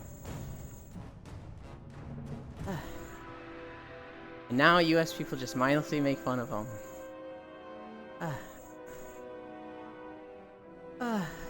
Nah, no taxes, fuck that. Yeah, that's pretty accurate. Ungrateful. Name a song that's not from Les Miserables. I don't know how to say that. I never said we, bitch. Me.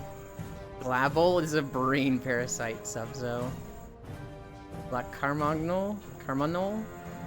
I don't know.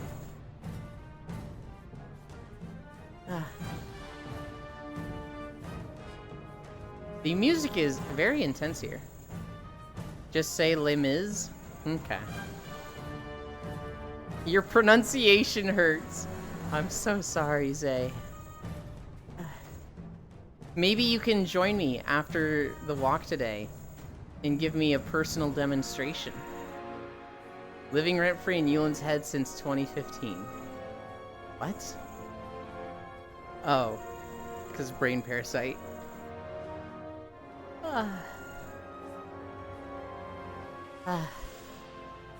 Cat be doing the laundry. I'd say it's just the internet that hates on the French for no reason. I would too. At the boys at my school latched onto it.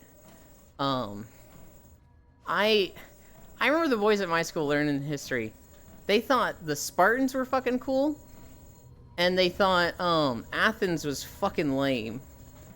And I remember seeing, like, learning about Sparta and Athens and being like, oh, the dumb jocks versus the smart guys. Obviously, the smart guys are cooler. And all the boys were like, Sparta rules! Sparta kicks ass! Kick those nerds' butts! And I was just like, oh, yeah, haha, go Spartans. I was not on the same page as everybody there. Like one of the popular ones. If you type French Revolution song, it'll be one of the first to appear.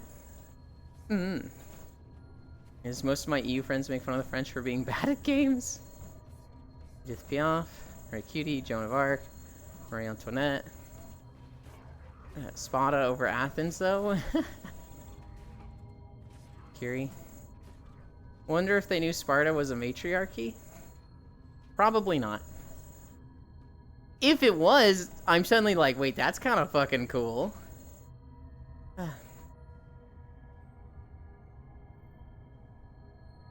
Zori, I have a question for you. Would you eat a poop steak from Japan?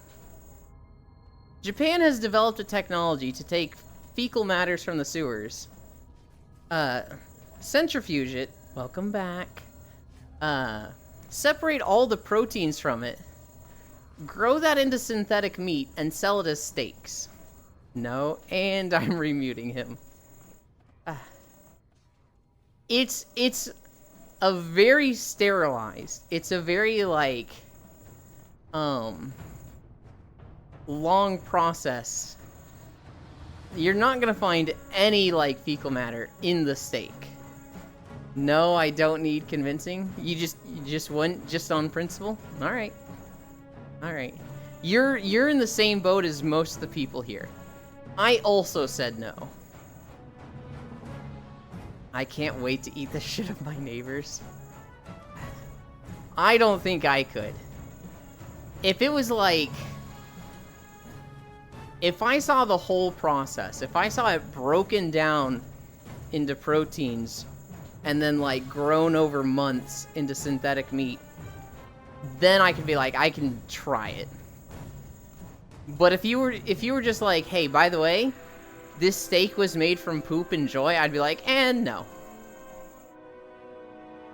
Okay, what if it's e-girl poo steak? That makes it worse. Sparta was ruled by the women because the men were busy killing each other? Is a consequence of their social structure. The accumulation of property and power was inherited, so it would eventually end up in the hands of older women. Oh. While we are at it, serve with a glass of piss sewage water? You're oddly into this, Jan. No, do not serve with piss.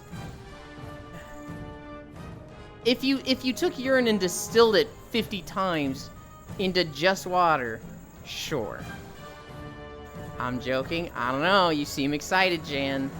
Kinda sus. That's all water.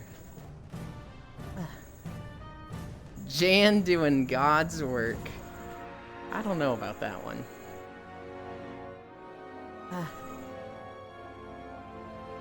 Here's a story. There's a Cybertruck recall. So, you're all familiar with the Cybertruck from Tesla. It's a piece of shit. It has just, every month, people discover some new crazy problem with it. There's a massive recall on them right now because there is a rubber cover on the gas pedal. And when you push down on the gas pedal too hard and you're going, really fast, like 100 miles per hour, this rubber cover on the gas pedal can come off and then get it stuck. So it's like stuck, pressed down, and you're going 100 miles per hour. So there's a massive recall on the Cybertrucks right now. Previous problems include the trunk door doesn't have finger safety. So if your finger is in the trunk and you close the trunk on the Cybertruck, it's probably going to cut your fingers off. Before that, they had a problem of the circuitry in the door lock shuts down in cold enough weather. So if it's like below 20 or 10 degrees, you can't turn your Cybertruck on. You can't even open the door. And because they're keyless, this is why cars still have keys, even if you have like a push button to open them. They won't work. And so if you have a keyless door, you're fucking stuck. Fun fact, 90% of all our tap drinking water is purified sewage. Yes. I mean, yeah. You're drinking water from the tap in any town. You're drinking piss and shit water. I highly recommend, no matter where you are, running a filter. You're not gonna lose anything by running a filter. Some areas have really clean tap water. Some areas it's totally fine. I would still run a filter. Euland, I told you to use the right lube. Huh. I seen a Cybertruck in my town? Yeah, that's going to end bad. Gotta love Tesla. Just cut out the middleman?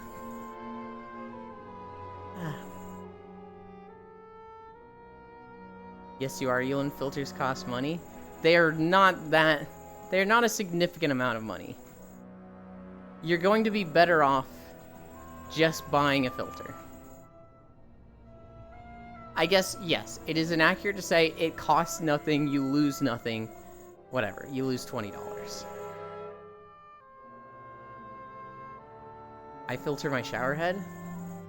Elon clearly does not think highly of safety. Oh, Elon has never thought of safety. I remember learning about him with the SpaceX factory, where they were putting batteries all over the floor for storage. And one of their employees reported, was like, "Hey, Mr. Supervisor, man, this is a health hazard. We shouldn't do this." And supervisor told him to shut up. So then he went to the district manager. Was like, "Hey, I reported this. I was told to shut up, but this is a safety hazard." The district manager told him, "Hey, shut up."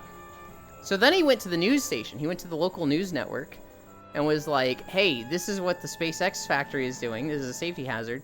They told me to shut up. I'm going to the news because I'm not going to die in a fire." And because of this, SpaceX and Elon Musk sued him. They have run him $500,000 into debt. They fired him, and they swatted him. They contacted the police and were like, "Hey, we fired this employee. We're scared he's disgruntled and going to come back to the factory with a gun. We're scared for our lives. Do something about him." And he was just at home like, "Wow, I can't believe they fired me. I was just trying to do the right thing." And a SWAT team comes in and arrests him. And yeah, Elon Musk, does he care about people's safety? No. He only cares about himself. He could die and the world would be a better place. The filter costs less than bottled water? Exactly. From what I can find, only 2 US states recycle sewage into drinking water? Wait, actually? I would have expected most do it.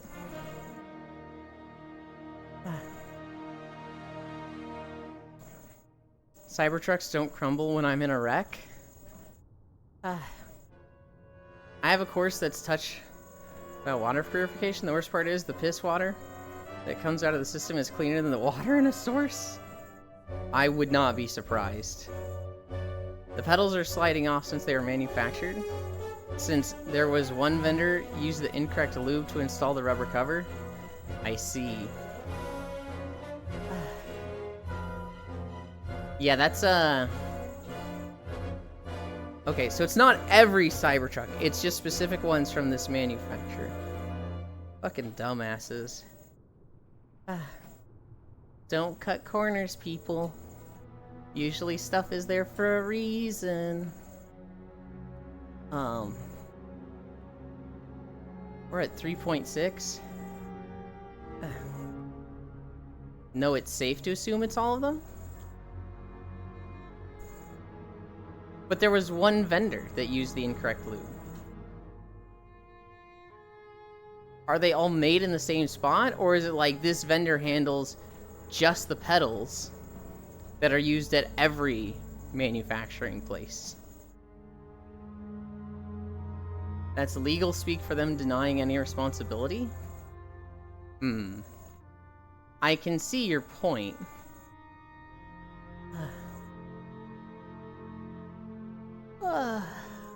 We'll see. There were only 3,832 made? Oh, I didn't know it was that few. Hey, you can absolutely assume it's all of them. Alabama, Alaska, Arizona, Arkansas, California, Colorado, Connecticut, Delaware. Reuse water, so actually 8 states. They only have one vendor. Well, I would assume they have multiple vendors. But they do different stuff, right? So, like, they get the leather for their seats from one vendor. They get the engine at one vendor. You know, just examples. They get the parts from this vendor. I would still assume, like, they're trying to, you know, deflect blame, right? They're trying to say it's just this one group that's under us, not us as a whole. Hopefully they don't get away with it. Knowing the United States, they probably will. Wait, never mind, that was in partial list. And broad list, some of those reuse water, but not sewage water. Chat, in case he hasn't mentioned it. Ewan just posted his throne link in Discord. I have posted my throne link in Discord. It had one suggestion. And it was a suggestion that existed before I ever made the throne. So it wasn't from a real person. It was from, like, Throne itself. I don't know what to put there, man. Like, all I want to do is put cute outfits and shit. But I don't want to get, like, $20 budget outfits from Amazon. I also, like, if I put sexy stuff there, I can't connect it to Twitch at all. So it's like, Decision. We'll wait to see what the NTSB finds. Pretty sure this is an engineering and production decision.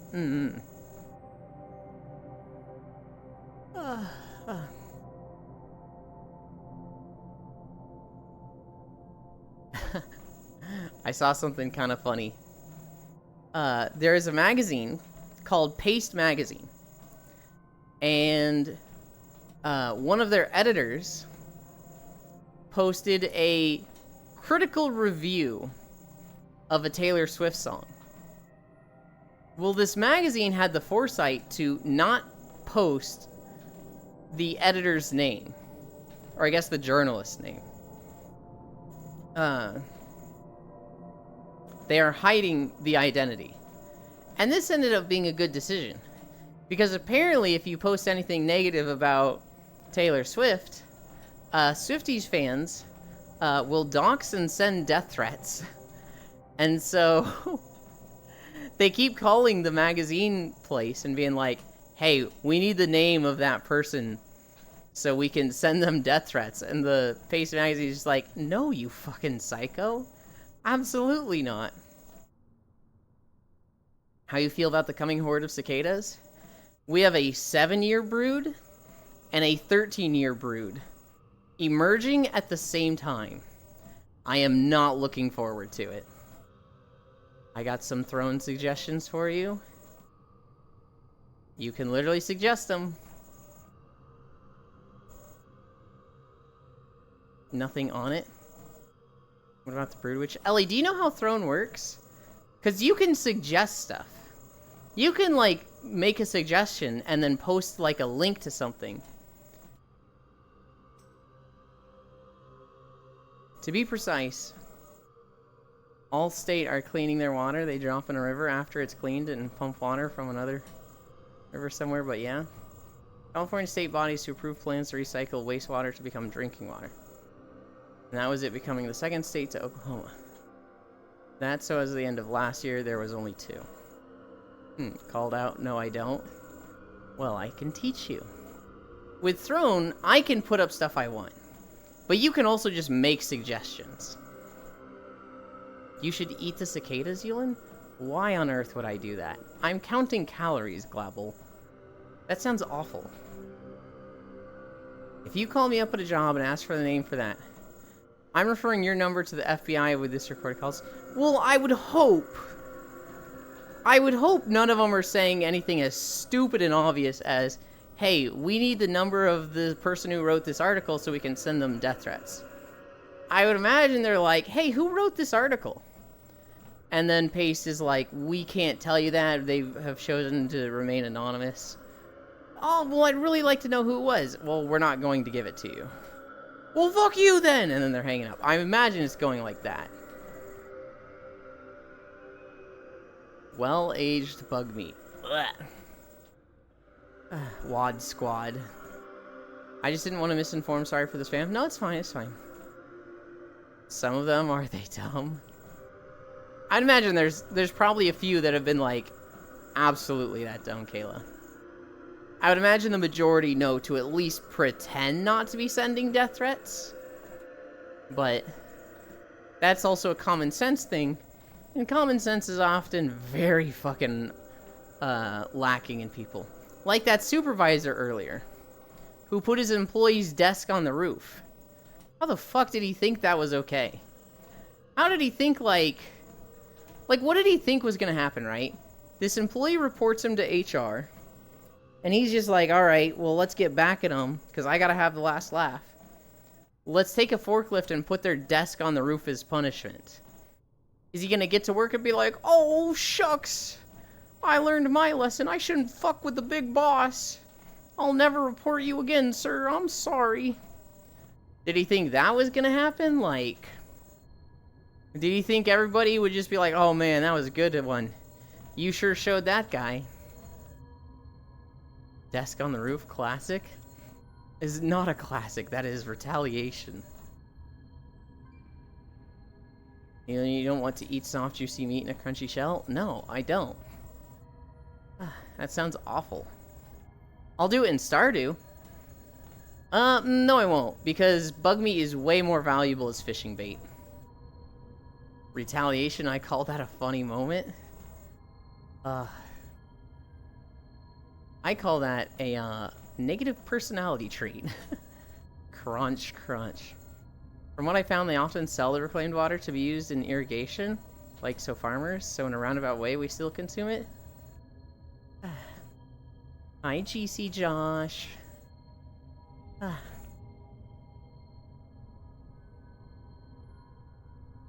Doribo Stampede. That's a great emote. Nice of him to give the employee more reason, right? Like, it's just, imagine you go to HR and you're like, hey, this employee, made these negative comments about me. They did this. I'm reporting them. Okay, we'll handle it. You walk into HR's office the next day at 9:15. And they're like, we talked to him. And you're like, yeah, I can tell you talked to him. My office is on the roof right now. And HR is just like, he did what? What do you mean your office is on the roof? He moved my office to the roof. God damn it, dude. Look at your keyboard. There's something funny between Q and M.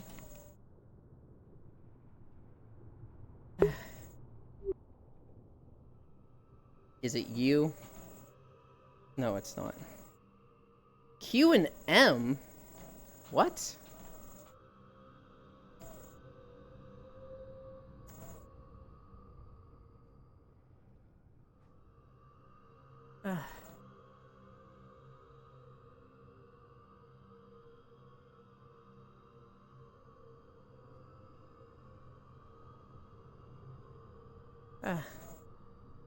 I was wearing makeup and wiped it off my face, and when I blew my nose. Oh no. Oh no, beat QWERTY.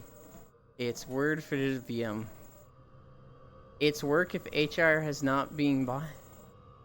It's working. It's work if HR hasn't not being bought. I'm lost there, Yuki. I'm sorry. Are they saying you bought on Smash? Are there people with non-standard keyboard layouts out there? For sure. For sure. I just don't know what Feechan was going for. I saw that joke and I was like, oh, it's gonna be you, right? And then I'm looking at it like, that's not you at all. There's like W, E, S, D, F, G, V, B, N. Maybe H, maybe R. Keep it, Yuki. Give him that stroke. If HR is on the side of the employee and not the boss, HR is on the side of the company. HR's job is reduce problems for the company. Usually, that means silence an employee's problems and make it go away.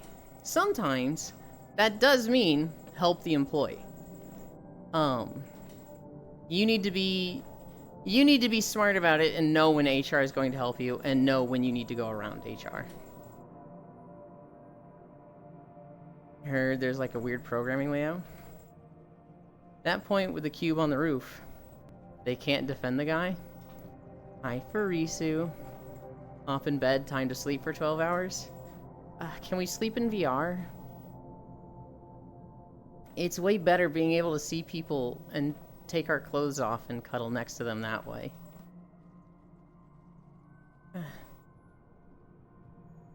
I was looking at mine and I was like, that's the entire keyboard. HR will take the employee side if the boss is going to affect the image of the company negatively enough. Exactly. Our HR sucks balls. They don't help the employee for shit. We have to have the union involved with everything. If you have a union, fucking never go to HR. Dvorak, that's just a layout designed for ergonomics. That's the one. Ayo.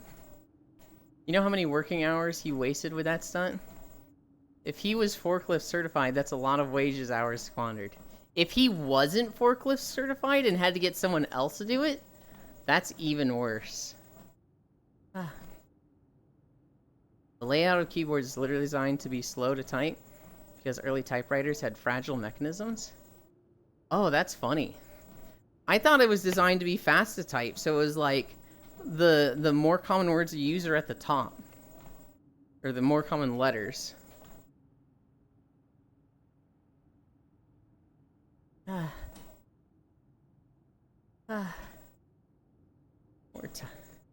at 4.1 miles. I need a drink.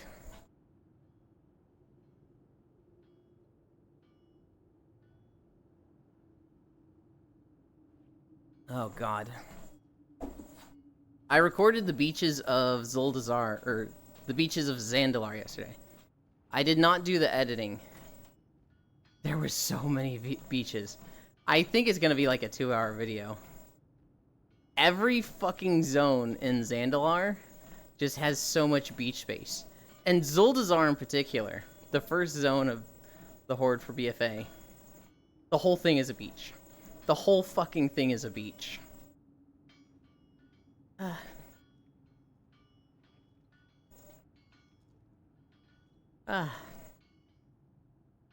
What other stories do I have? I saw a trailer for a game called Runa yesterday. It's an indie JRPG. So it's turn-based. It kind of looks like indie Xenoblade Chronicles. It's open world. And I was like, hey, this looks interesting. Turn-based? Never mind, I'm out. But I sent it to some people that I thought might care about it. You know what would be funny? If I got you the Wooting keyboard? What is the Wooting keyboard? Please explain.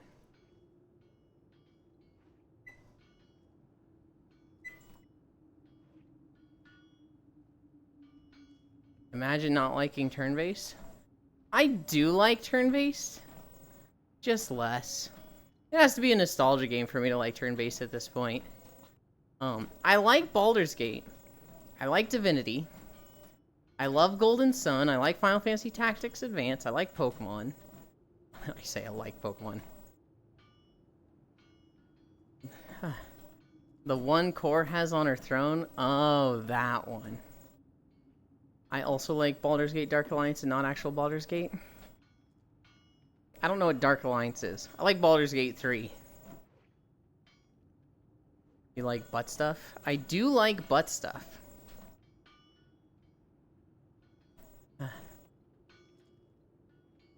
Is there no music in this fucking mine? Is it just clanging noises the whole time? I love it when WoW does this. We're gonna have no music for dramatic effect. Farisu, I am so excited for Delves. They said they're gonna cap at Mythic 5 gear. I don't know if that's from the Delve itself, or that's from your Vault chest. If the Vault chest caps at Mythic 5, I'm gonna be so sad.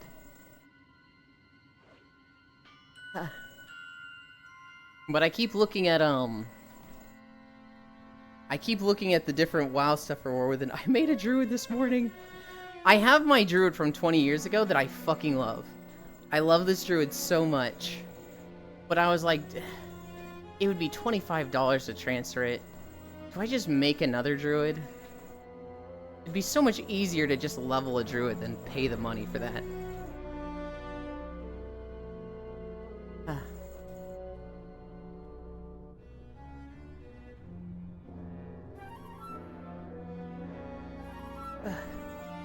Yoink.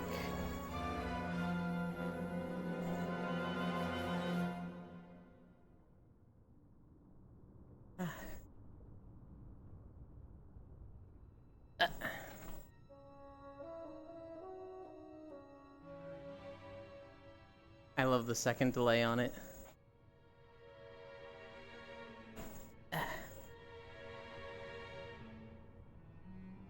Hey!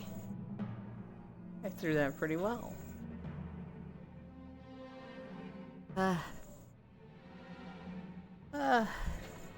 You guys see the Pokemon Go update? Pokemon Go. They had like a character model update.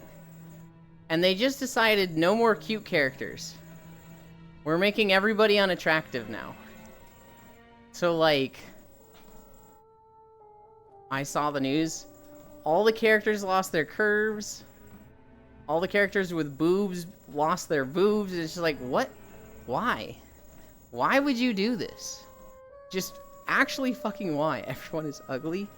There were some that were so bad. Tragic. It doesn't make sense why they would do this.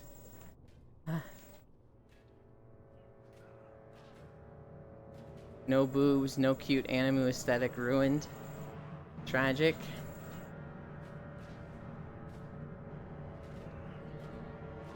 It's just so bizarre. Because, like, it wasn't like they built the game like this. They had something and just chose to replace it with uglier and worse. So, like, the models before didn't have clipping. They worked fine.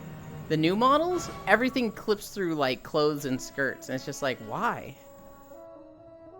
Who thought this was a good idea?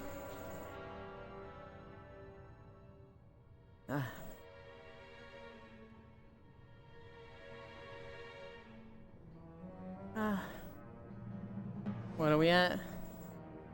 4.4. We probably go like 0.1, 0.2 more miles before we end. So we're going into a third video. Do the trainers still look like adults? They look the same age. They just look out of shape now. They just look like, you know, they're not Pokemon trainers traveling the world and walking 10 miles a day. They look like Americans. Out of shape with bad skin. Yeah. It's just so... baby-faced trainers. It's just bizarre. So more like real adult Pokemon Go players. Except I think a lot of like real Pokemon Go players actually do a lot of walking, and so they're in good shape. They're not looking like a Redditor or a Discord mod. They're like nerds that have hiking gear. Not as many as you think.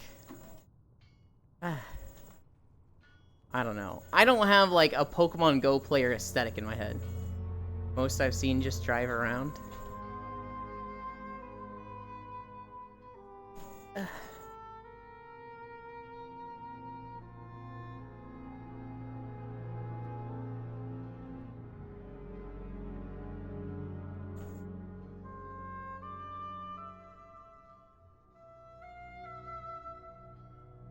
Egg. Same here, Sen. I've seen a few in Japan that drive around, but they're like the crazy ones that hit somebody. And they like have 40 phones set up in their taxi. But those are like the sensationalist news ones, right?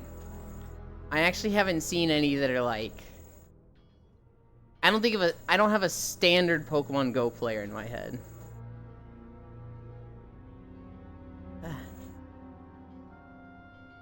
Hi, Bits. Good morning.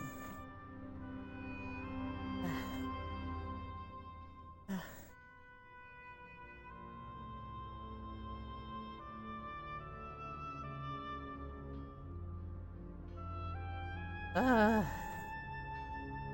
swear, have you ever tried to put a comforter on a bed with two cats attacking your hand, Lamau? No, but that sounds awful. Euland, are you excited for the War Within yet? I've been excited for like 2 months for Isu. The moment I learned about delves, I've been excited. Because delves are going to solve all of my problems. It's funny if a gym I capture is away from the road. It's pretty safe for a while.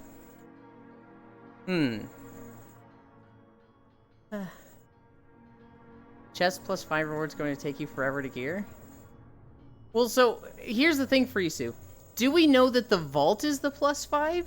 Or is plus 5 what you get at the highest level of delves? Is the plus 5 stuff farmable?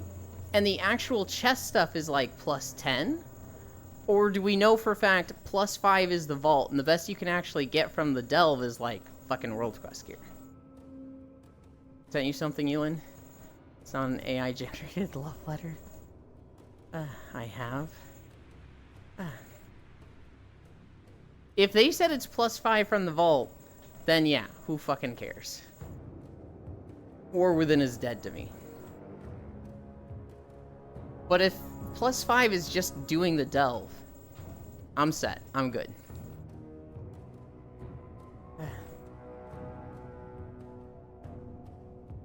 I feel like 100% delves should give the same gear as Mythic Plus, but take longer.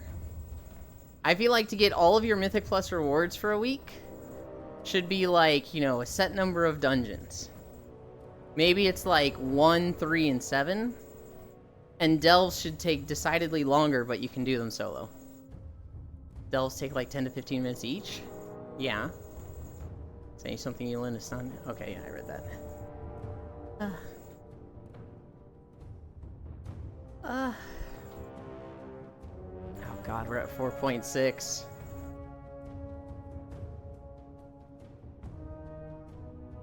Actually, what have I been sending you? You've been sending me like 10-second videos. Deepholm sucks. Why have you put me here again? I like Deepholm. Deepholm was one of my favorite walking videos because it has all these little pebbles floating in your face that count as foliage. Did you hear about Sega basically telling PSO players, let us spoon feed you? No, I didn't. What happened there? I know they came out with an urgent quest recently that I haven't done at all. I keep seeing Karopi post videos about it, and I'm just like, I don't even care. Seasonal weapon Shanfi DM'd you? Okay. I'm still using a Verschnells. So I'm probably quite a bit behind on my weapons.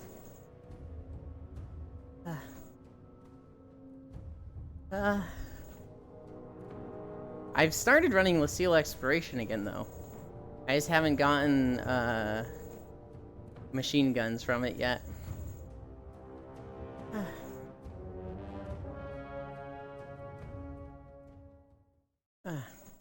Hi, Arid Paragon. Isle of Thunder? This isn't too long. I'm back from suffering through a late-night call-in. Good job, Arid Paragon. You did it. Bonk Peggies. I have one more story that I haven't touched on. And that's the Warhammer drama. Why are you like this? So in Warhammer, recently, the company that owns it is like, hey, female custodians. And everybody's like, what the fuck? Because it spits. You can't have female custodians. Where was that in the lore? Bro looks like he's about to open carry in Chipotle. Oh, no, the Warhammer retcons. Actually, Farisu, it's not a retcon. Since the first 1000, there have always been female custodians. Which is like, who thought this was a good fucking answer? Wrong, stop. So, I don't know much about Warhammer. The video I've watched explaining it is basically, to become a Space Marine, less than 1% of the people live through the process. Only the strongest of the strong, the most fit, the most built, survive this. It is very low survival rate, but worth it. And in a very dark universe like Warhammer, where human lives are extremely cheap, it's okay to send 1,000 people to a lab to get one Space Marine.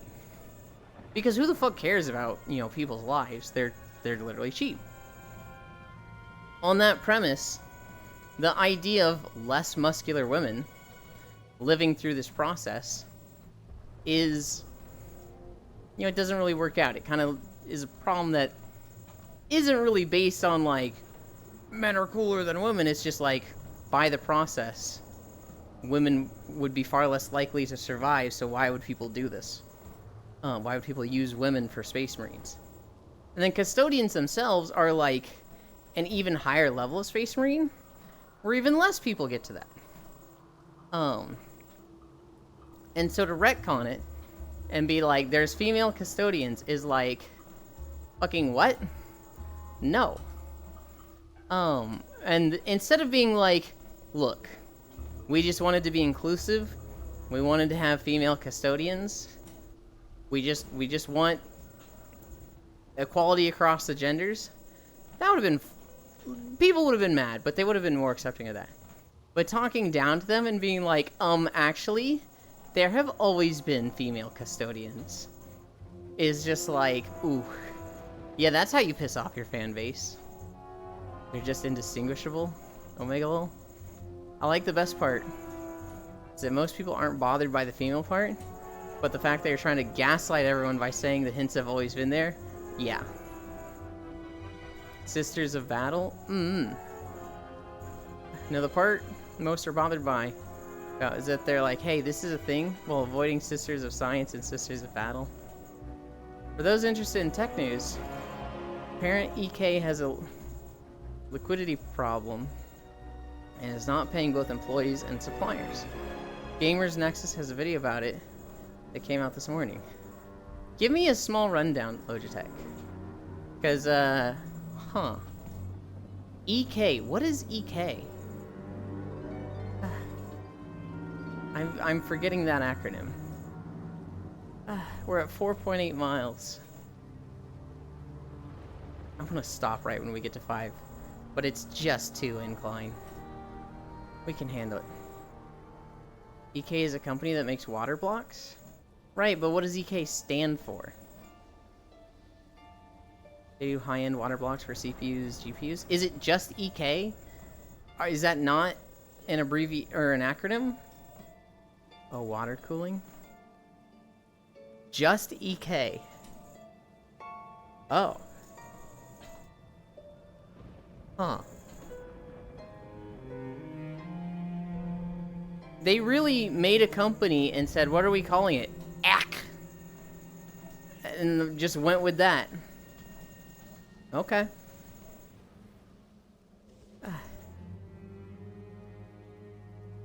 But they're not paying employees and suppliers.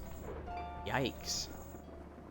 You must construct additional pylons. I liked playing Zerg in StarCraft 2. I very briefly played, but I liked the I didn't really like the Protoss. I didn't really care about the Terrans. I thought the Zerg were the cool ones. And they owe taxes in Texas. Also tech news, Nvidia stocks dropped 10% the other day, and they lost over 200 billion. Jesus. That's a lot of money to lose. Is that going to last, or do we expect them to just bounce right back? We still don't know why? That's crazy. And it's still slowly falling. Huh.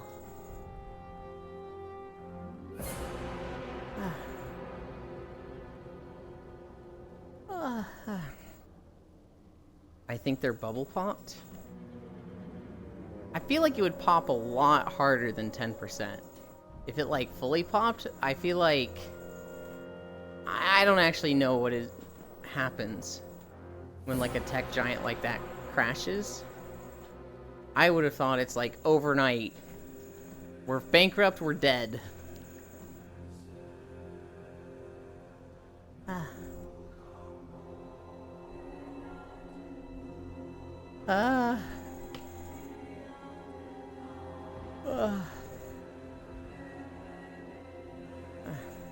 Small tear can turn into a huge rending cut, for sure. But I would not call the small tear as a bubble popping, right? You know, if You can't have like 10 injuries. Like, let's say you got 10 small cuts. And then on the 10th one, that one gets infected and kills a person.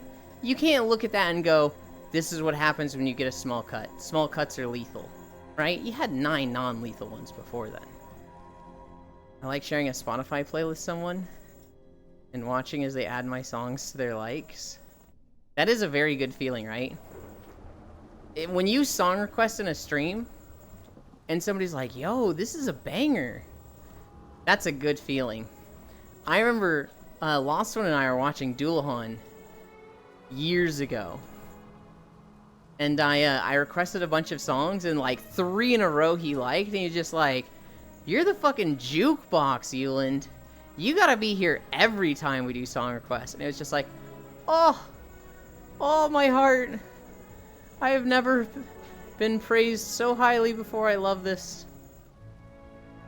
Alternatively, it's the fucking worst feeling when you do a song request and streamer doesn't say a single fucking thing about it.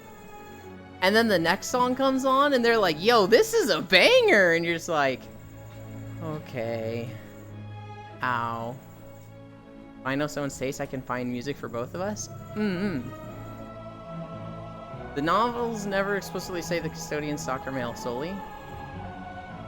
Just the children of former noble houses before the shitty warlord in gold armor took over Earth. The only thing that was made clear is that they are taken much younger age than Astarte aspirants.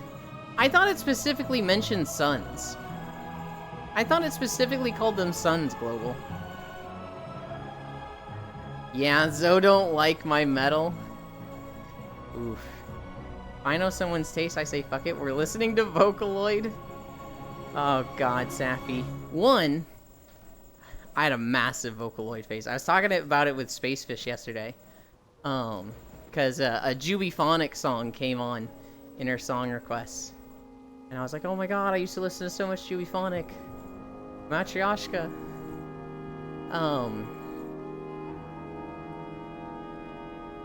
That being said, Vocaloid fans are not eating good right now. Holy cow, the concert drama. You've seen this, right, Safi? But I do, Pats. Metal gives me life. Yeah. The codexes use the term brotherhood a lot, if that's what you're referring to. No, it specifically says sons, not brotherhood. Now, sons could be ambiguous between, like, children, but, like, it specifically says the sons are raised for battle or something like that.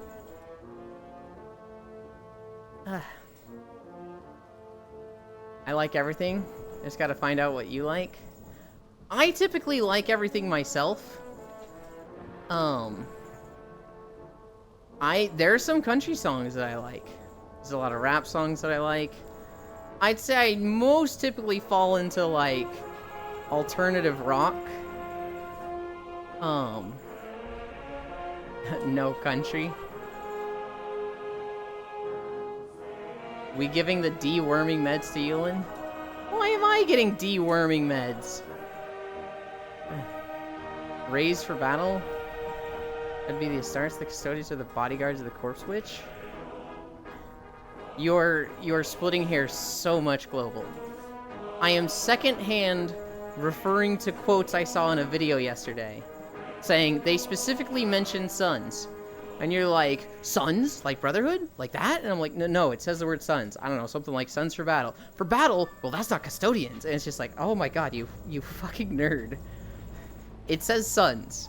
That's what it did. +1. I like rock metal and indie the most, though. High cuteness, high cute small one. No, I know what you are quoting. I don't think you do, Global. I literally don't think you know what I'm quoting. Because you've guessed wrong twice. That's a passage from a Space Wolf novel? I don't know. There are country songs I like, Bits? I don't remember. I heard a country song on the radio a while ago. And I'm like, God, what was this? I remember, like, I heard it and I was like, damn. This isn't about a guy's dog dying. This isn't about, you know, typical country bullshit. I just like this song. You are missing the big point of all this, Zealand? No, you are. You are literally missing the whole point, Global. Unless the big point is be annoying, then you're fucking nailing it. I like a lot of old Reba songs. I feel like if I saw old Reba, I'd be like, oh yeah, that guy. But off the top of my head, I'm like, I don't know who that is. Henry Cavill is ruining all your niche hobbies? He literally isn't. He does Warhammer and Witcher, none of which I care much about. Reba? Okay. I don't know if I know a single Reba song. What are we at? 5.2 miles?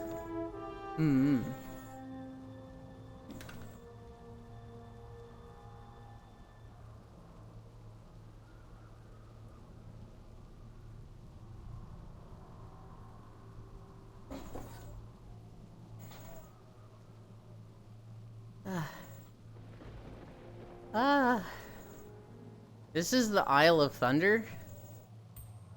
This was such a good patch in WoW. This was the mid-patch of Mists of Pandaria. And it has the raid Throne of Thunder on it, which is one of the best raids of World of Warcraft. It was so fucking good.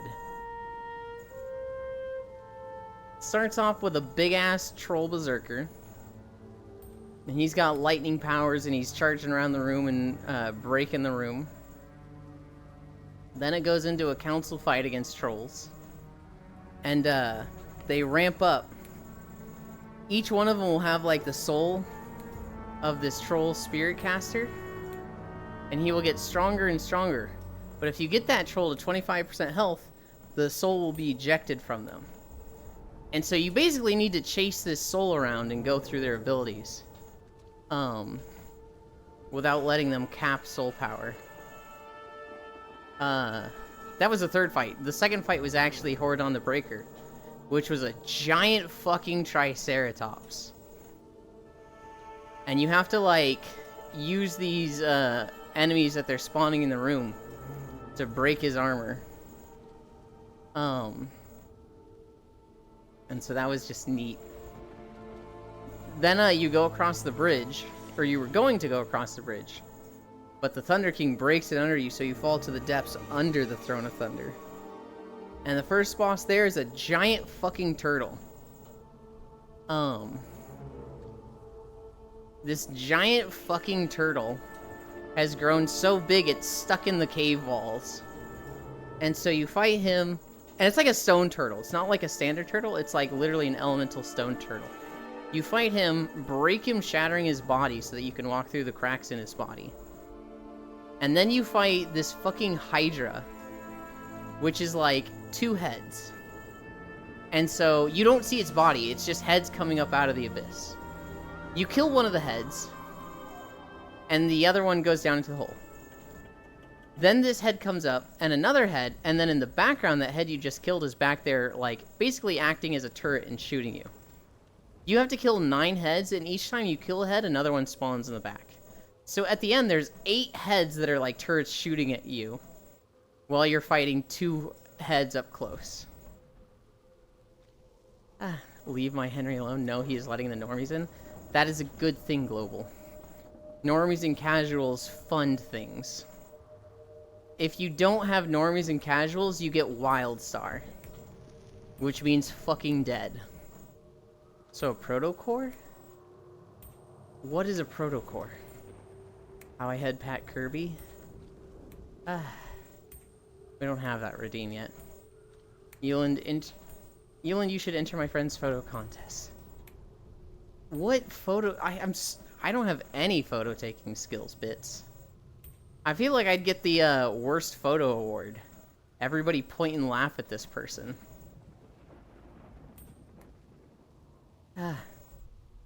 The sixth boss is G-Kun, a big bird where people have to, like, go around the platform with wings and, like, kill eggs or these little birds spawn that overrun you.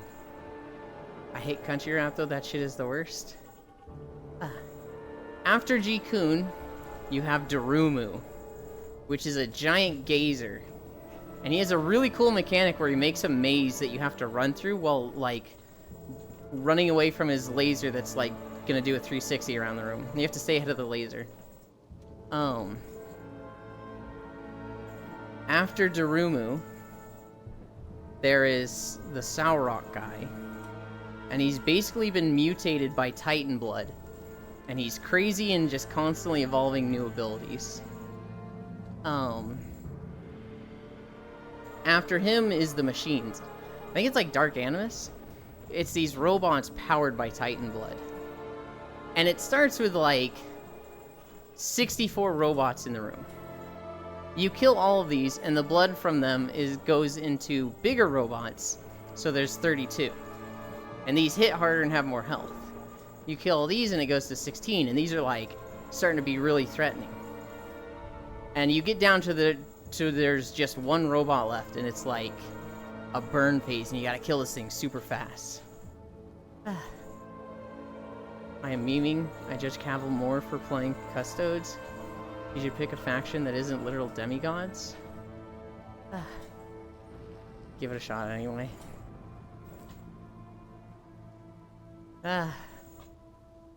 After the Dark Animus robot, then you get to the fucking Keelan bosses. And the first one is the General. And he has 3 or 4 Keelan dogs that he cycles through. And these are difficult to fight. There's overlapping phases. Here's the problem. After them, you fight the twins, which are like the only 2 female Mogu that are shown in the game. And one of them's sun-based, one of them is moon-based. They're neat. And then after that is the final boss, the motherfucking Thunder King himself. A Mogu, who is basically like an ogre, that has stolen the lightning powers from a god. And so he is just the goddamn Thunder King. On Mythic difficulty, although I think it was Heroic at the time, there is a secret final boss, which is that Titan that he stole the powers of, who has been sealed underneath the palace for like thousands of years. And he's become like depressed and apathetic. And he's just like, all I want to do is cry here and be sad and wait for the end of the world. You who have hope, you don't deserve to live, so I'm gonna kill you. Mogu mentioned, bits activated, Mogu. In World of Warcraft, the Mogu are ogres. So I think we just walked by one. I'll point one out next time we see one.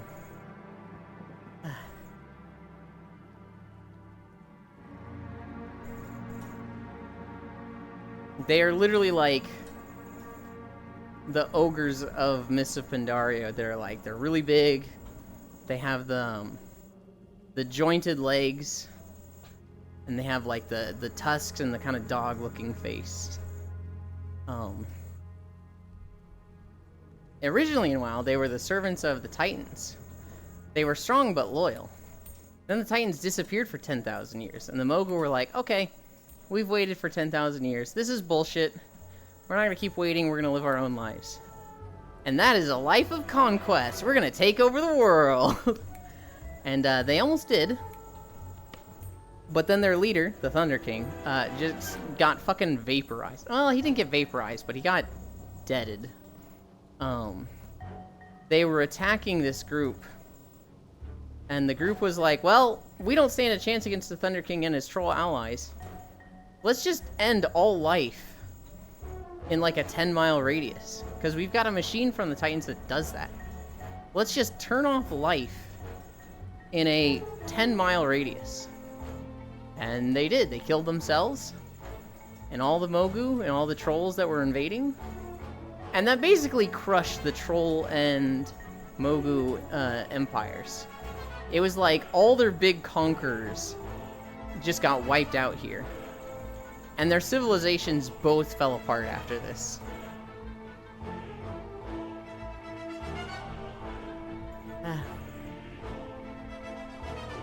Technically, the Mogu just went home. And they had like 5,000 or 6,000 more years of like tyranny. But there was never a king of the Mogu that was as strong as the Thunder King. I thought WoW ogres had 2 heads. So those are the specific ogres. The Mogu are not ogres. They're very different. I'm just saying they're like real-life mythological ogres. So when you think of like a Japanese ogre, the Mogu are most like that. When you think of like a Dungeons and Dragons ogre, that's what an ogre in WoW is. They're the big fat belly, standing 10 feet tall. They don't always have 2 heads. A lot of them just have 1 head.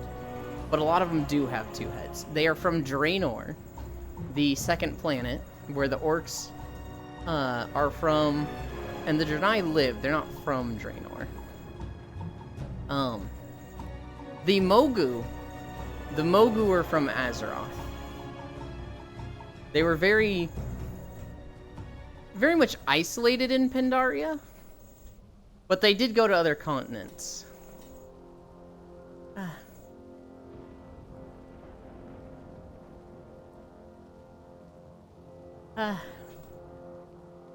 They allied themselves with the trolls. I don't remember what their mutual benefit was, but they got along. In the earliest days of Azeroth, it was the old gods that ruled Azeroth and ruled the world. And basically all of their followers are like very insect-like, very Cthulhu-themed. Eventually, the old gods and their armies were sealed by the Titans, but their armies kind of still existed and ruled the world. They just couldn't do anything about their masters. And eventually those armies were pushed back by separate civilizations. Hi, honey. I think it was the trolls that overthrew the old god armies. And the trolls ruled the fucking world. I think the Mogu started... I don't know why. I think they were fighting against the trolls. But they allied themselves briefly. And then they both got crippled. And the Mogu kind of just reserved themselves to Pandaria. And the trolls just stayed everywhere else. And then the Night Elves came along. And they just kicked the fucking asses of the trolls. And so the Night Elves started to, like, rule the world. They weren't called the Night Elves at the time. They were just elves. And then, the Sundering happened. A lot of elven society died, like a lot of them. And they couldn't really, take care of their empire anymore. So a lot of elven places just became ruins and abandoned. Somewhat after this time, humans, which were originally the Vrykul, which were, I think they were called Stone Guards initially. These are servants of the Titans. They fell to the Curse of Flesh. They became the Vrykul. A very warlike race. Very, you know, honor is death and glory is everything. They started getting affected by a curse that made them shrimpy and small. And when that happened, they wanted to, like, just fucking kill all the humans being born. The humans were a mutation of the Vrykul, but it was affecting all of them. And so all of their children born as human, what some of them did to protect their children is just take all the babies that they could and flee to the sea and go south. They landed in Lordaeron, And that was where human society started.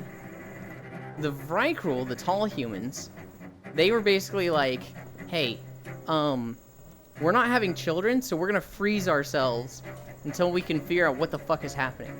So they all just went into, like, cryostasis. And in Wrath of the Lich King, they all start waking up. They don't really care about their, having offspring, because they just immediately align themselves to Lich King, because then they'll be undead and immortal anyway. Human society starts in Lordaeron, and they just spread everywhere. They just, over the entire Eastern Kingdoms, is just humans.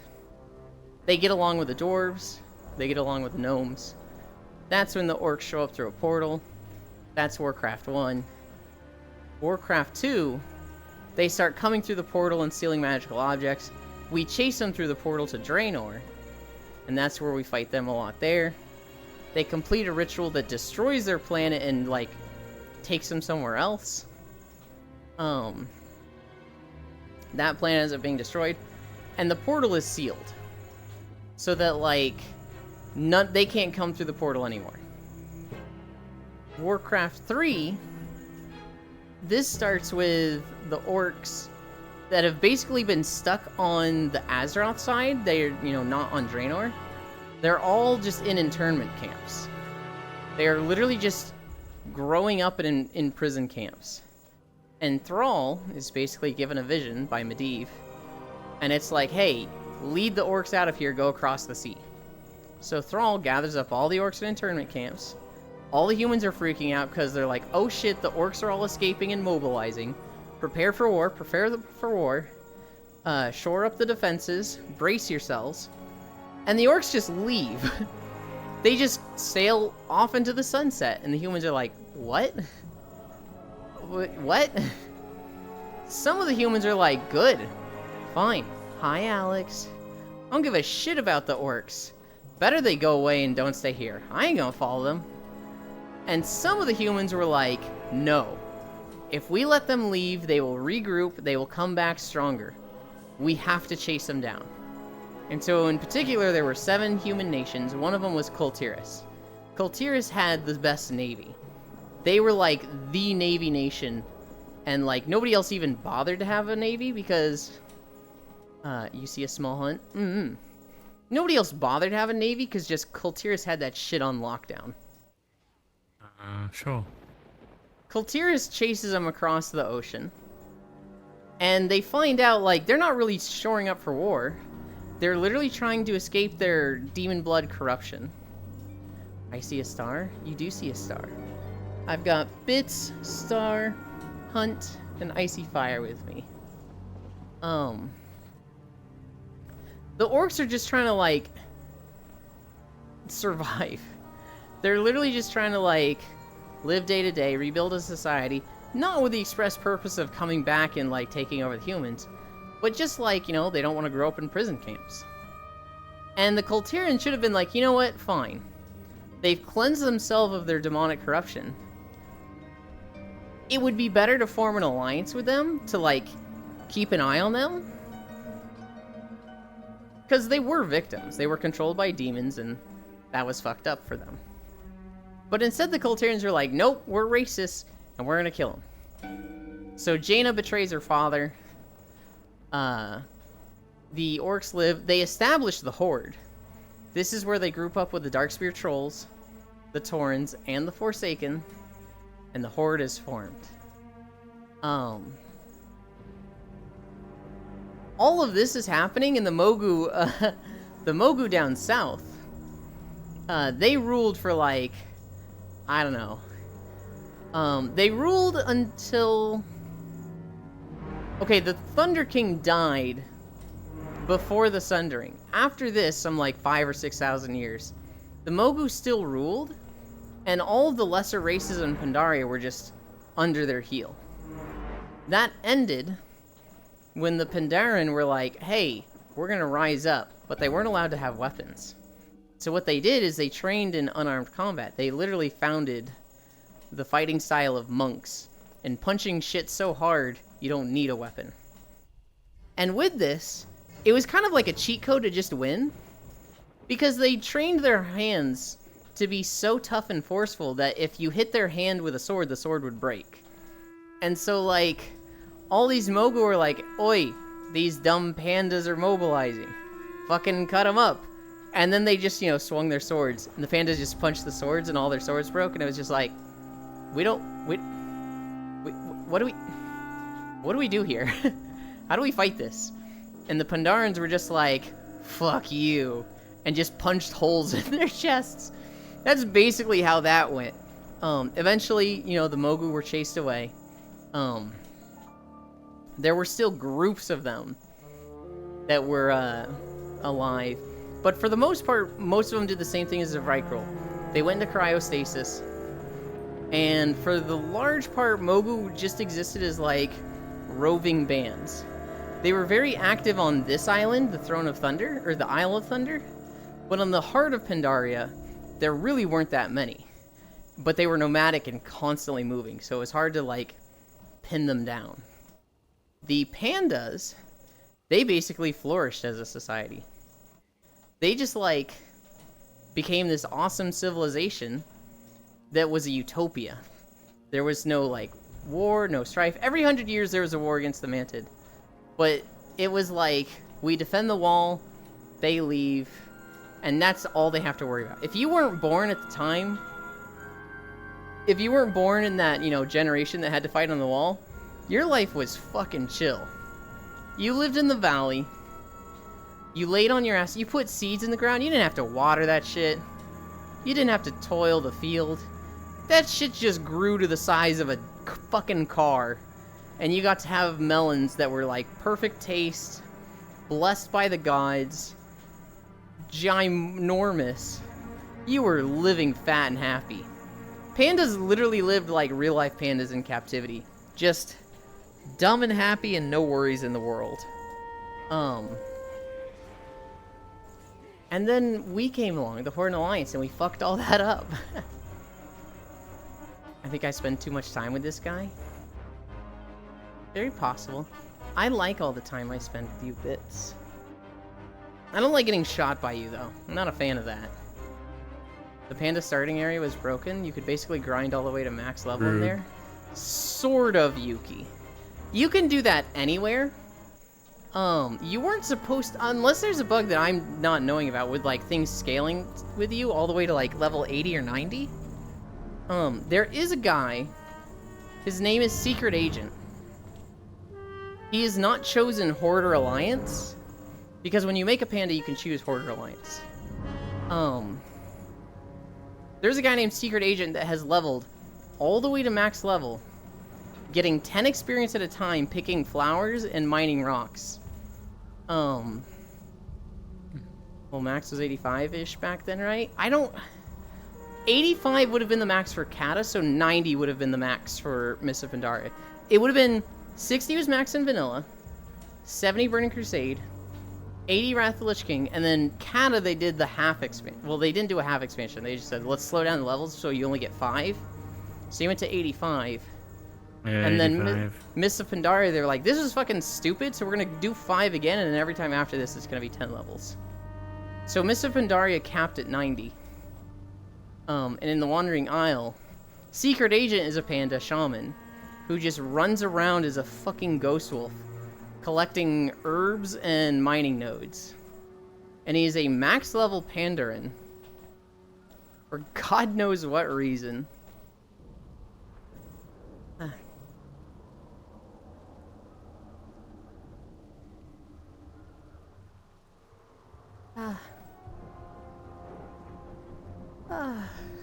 Yeah, 85 would have been max in Kata.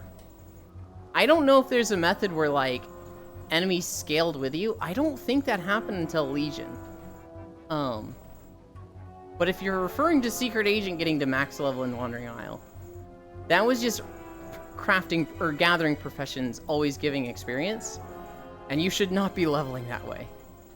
From Herbalist? Yeah, that's not a broken thing. That's like, they just always want you to get experience from gathering professions. It's not good, right? Why not? I did it. You leveled all the way to 90 on the Wandering Isle with just Herbalism. All the way to like 60?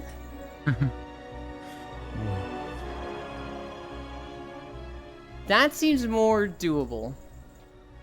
That's not a specific problem with the Wandering Isle. That seems like a experience issue with Gathering Professions. They should have probably not made it give so much.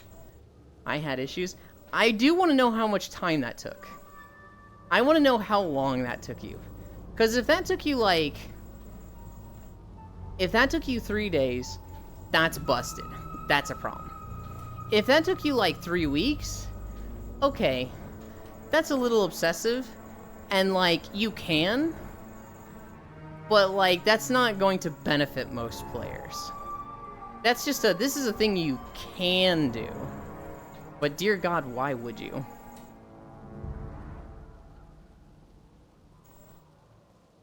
Yeah. Something like 3 days since I had all the heirloom gear? Okay, if that took you 3 days to get to 60 with just professions, that is probably a little bit of a balancing issue. That's like, why would they do this? I think they have fixed it since then.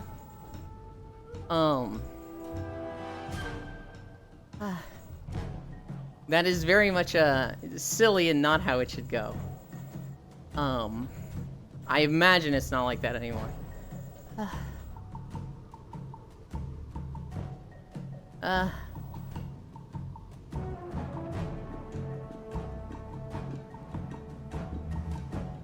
There he is. There's the boy. Contractual mandatory comment. Okay, Ellie. Okay, goofball.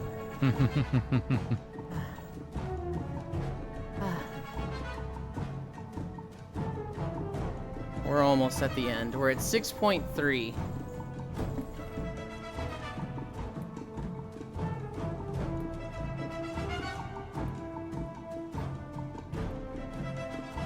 Man, if Zoe thinks he likes to chop wood, I usually do it for 12 hours a day for fun when I farm in Final Fantasy. You're crazy, Yuki. Dang. I like chopping wood in Stardew. On the 8-man playthrough on Tuesdays, I've been having so much fun, and literally all I'm doing is chopping wood. Wait. What are we waiting for, Global? Is that Pixel? Pixel joined. I don't see any pixels. There they are. Oh, that is pixel. I thought I heard him. You didn't hear him. I never did a quest to get me gathering to 90. Good lord, Yuki. Yeah, in the distance. Yuki was never here for the Zoshop only New World streams. Hey. But it's a competition, Zo. This is linked for the intro. Hi. Literally 10 hours of just tree chopping. I don't know, Zo. I think 12 is more than 10. I think you're a fake chopper enjoyer. For like 2 weeks straight. New World. I bought New World. It was on sale for like $15, and I was like, I'll get it. I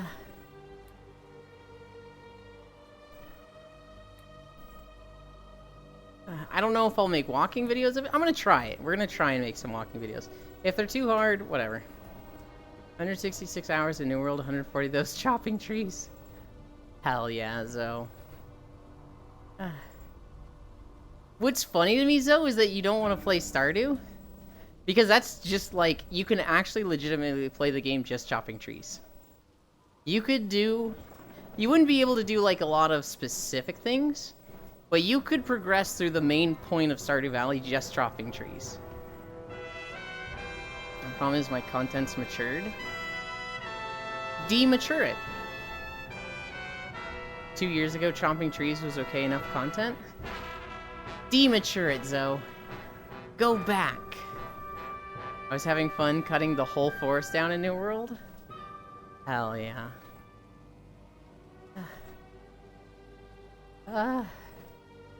There's a world boss named Nalek that spawns here in this courtyard. Fuck him. I hate this guy. He's a piece of shit. He doesn't have one-shot protection, so whoever hits him first, they just get the kill. And everyone else is just like, cool, I'll wait 15 more minutes to try and get the kill. Guy literally stalled for 5 hours playing Wordle. You think that's chopping wood is a downgrade? Damn. Shots fired. Dang, is Yulin talking about me again? No. I don't think I was. Heck, Lamar. Sorry, I'm teasing, so.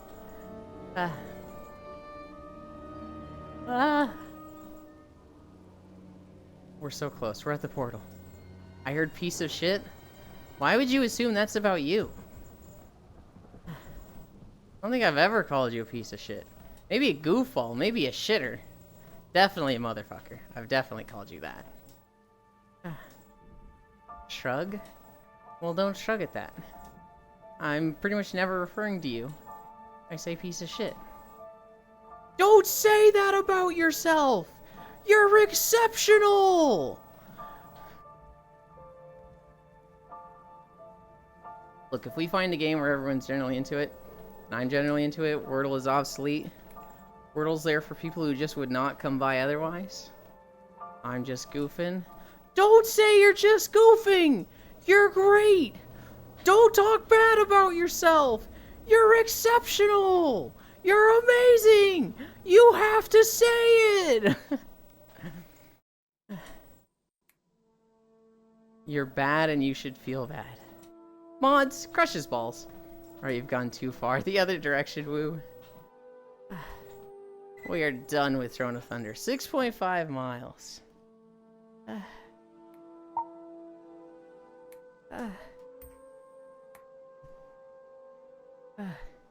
Hey guys, check out this Zoe reference.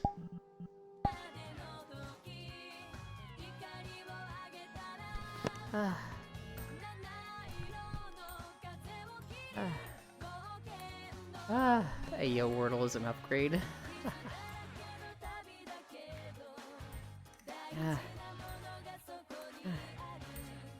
Dance. For anybody that doesn't know, Zoe fucking loves One Piece intros. So a lot of their music is just a One Piece playlist, which I am fucking all for. 6.5 miles. And now we rest. Hi, lamb.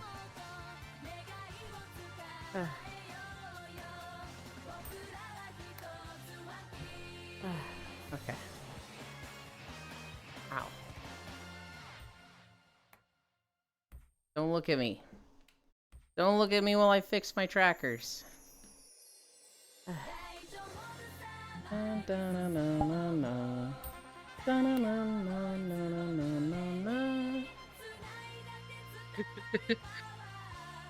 For a lot of people, this is the best arc. This is the best time of One Piece. Get the best one. The what? Frankie? Frankie House? What are you saying? Frankie House? Well, the Frankie House isn't the arc. That's just a place in it. But the island is called Water 7.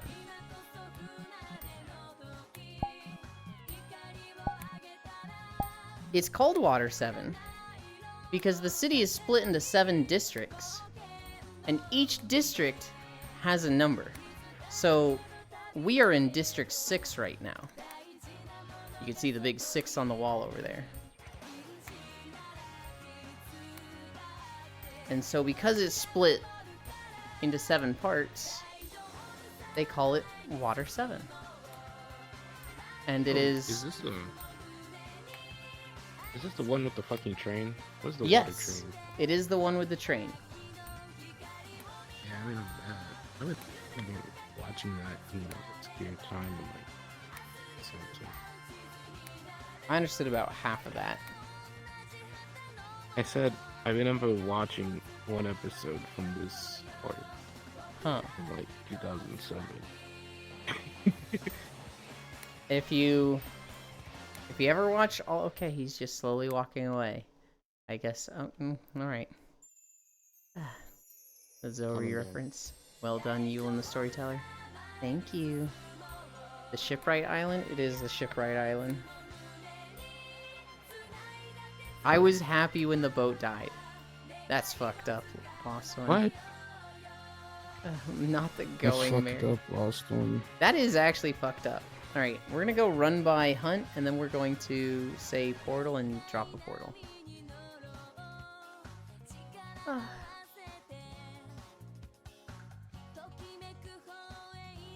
We're heading to the next place, Hunt. I don't want to leave you behind.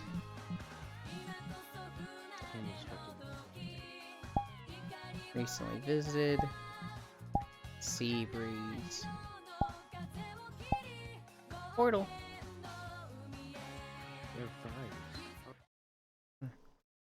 I more or less didn't like Water 7. So, I'm starting to think you're just a hipster with your takes.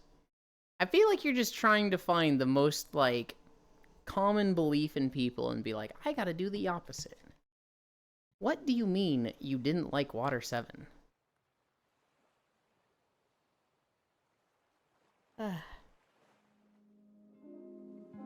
Congrats on another successful walk. Thank you. Brother, I'm about to shove a coin down your ass. Huh? I mean, if it's you, I don't mind, but... What? That isn't true. I hate One Piece, but I still fucking cried when the Going Merry died. How do you hate One Piece, but know enough about it to cry when Going Merry dies? Also, how do you hate One Piece? That's... I just don't understand that.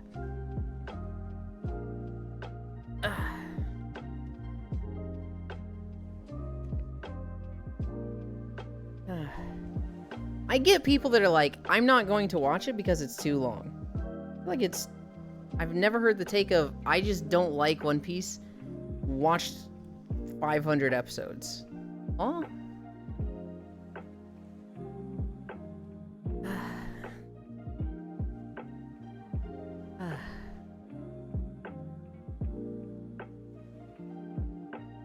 Right there.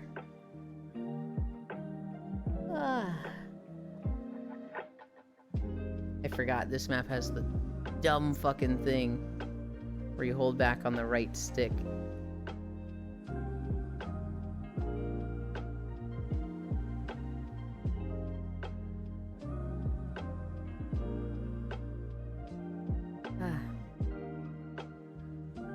Yulin's slot machine arc was poorly received. Man, Water 7 was so good. The scene with Robin finally admitting she wants to live was so good. I think that's like one of the 2 scenes I cried at with One Piece. That one fucking hit me really hard. I just feel like it's very similar result to when they got there, to when they leave. Just a lot of emotional turmoil more, which isn't that fun to me. I sometimes skip flashbacks, so as I've read the manga for. Well, you still like the arc in the manga, though, right? Like, what? I do criticize the pacing of One Piece because that's all over the place. The pacing of One Piece is really bad. It kind of falls back to, back in the day. The anime, they didn't take off. They didn't have seasons. They had arcs, and they had weekly fucking episodes to put out. And so when they went too fast and caught up with the manga, it was like, what do we fucking do? And One Piece's solution was just stretch that shit out. Have a 2-minute intro, have 5 minutes of recap, have 10 minutes of episode. In that, put 4 minutes of flashbacks. Have 3 minutes of on the next episode of One Piece, and then a 2-minute outro. And it was just fucking... Every episode dedicated to one panel of the manga. The worst is in the Great War. When they show one panel, they show one page. And it's basically, Luffy's going through this. Meanwhile, his crew has no idea. And it shows Zoro, Nami, Usopp, Sanji, Brook, Frankie, Chopper, and Robin, and all of the locations there, right? So it shows Zoro on the island with Mihawk. It shows Chopper in the Amazon with the medicine people and the giant birds. It shows Nami on the Wizard Sky Island, right? That's all the pages. And then in the anime, they dedicated 2 episodes to each of those little panels. So one single page of One Piece became 16 episodes, which is like really fucking bad. That's really egregious. But like, that's just what they had to do back then. I don't think it takes away from the story at all. But like the anime pacing, God, it's unbearable.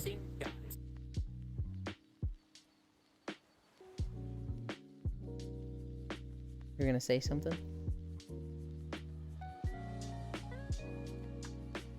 No. Okay. Serious question, do any of the models blink? They all blink. I think just in the right eye. They don't blink correctly. We've talked about it, Yulin, and I worked. It's just a nervous tick. I worked with a fuck that wouldn't shut up about the show. Every time I finished the arc, they were like, "You haven't seen enough, watch the next arc." And wouldn't shut the fuck up. I remember now. Did you... Cookbook is the same. Did you not like it because you didn't like it, or did you not like it because you have a rebellious nature like I do? And when somebody tells you to like something, you want to not like it. Because that's me with Ruby. I should fucking love Ruby by all accounts, but because that kid was so annoying in my college classes, I don't think I'll ever give Ruby a fair chance. Ooh, stop growing fat. Did you watch the latest episode? Oh my god. Did you start watching Ruby yet? Did you start? No. You said you were gonna start. I said I didn't watch it. What you said? I literally did not. Okay. Let me know when you start. Let me know. Dude, it was so just like, what are you doing, man? Like, granted, I find Skypiea unwatchable after you've seen it once. I just feel like the show's power of friendship until Seabody. It just feels like the show is power of friendship until Seabody, and Water 7 goes a little power of friendship for me. I don't know if I agree that it's power of friendship. Because for the most part, Luffy isn't getting his ass beat until he's like, no, my friends are depending on me. He definitely does that in Water 7. But, like, literally, Luffy doesn't lose until Crocodile. Like, Luffy's just better than every villain he fights until Crocodile. And he is in control, and there's no power of friendship happening. Even with Crocodile. He just loses twice to Crocodile, gets up, and then whoops Crocodile's ass in the end. And I wouldn't say that's power of friendship. This is why light novels are better. I went back and watched parts of it. I still don't care for it. I thought of going and reading it. Well, I actually do like the Alabasta arc. I also enjoy Alabasta. Crocodile's dumb. I think Crocodile's kind of... I think he's cool, but he is dumb. His motivations in, like... It's like, it sucks all the moisture, but gets done in by moisture. Yeah. That actually doesn't make sense now that you mention it. Crocodile is way too big for his britches. He thinks he's gonna, like, get Pluton and take out Whitebeard and everyone else in the world government. It's like, bro, you don't even know what hockey is. What are you doing? But the Water 7 arc was basically, I can get up and beat insurmountable odds without consequence because friendship. When Lucci beat the shit out of him? I really started like One Piece with legitimate consequences were introduced. I don't know if I agree with you that that's how Water 7 was. I feel like Water 7 was a lot of storylines coming together and, like, coming to a head here.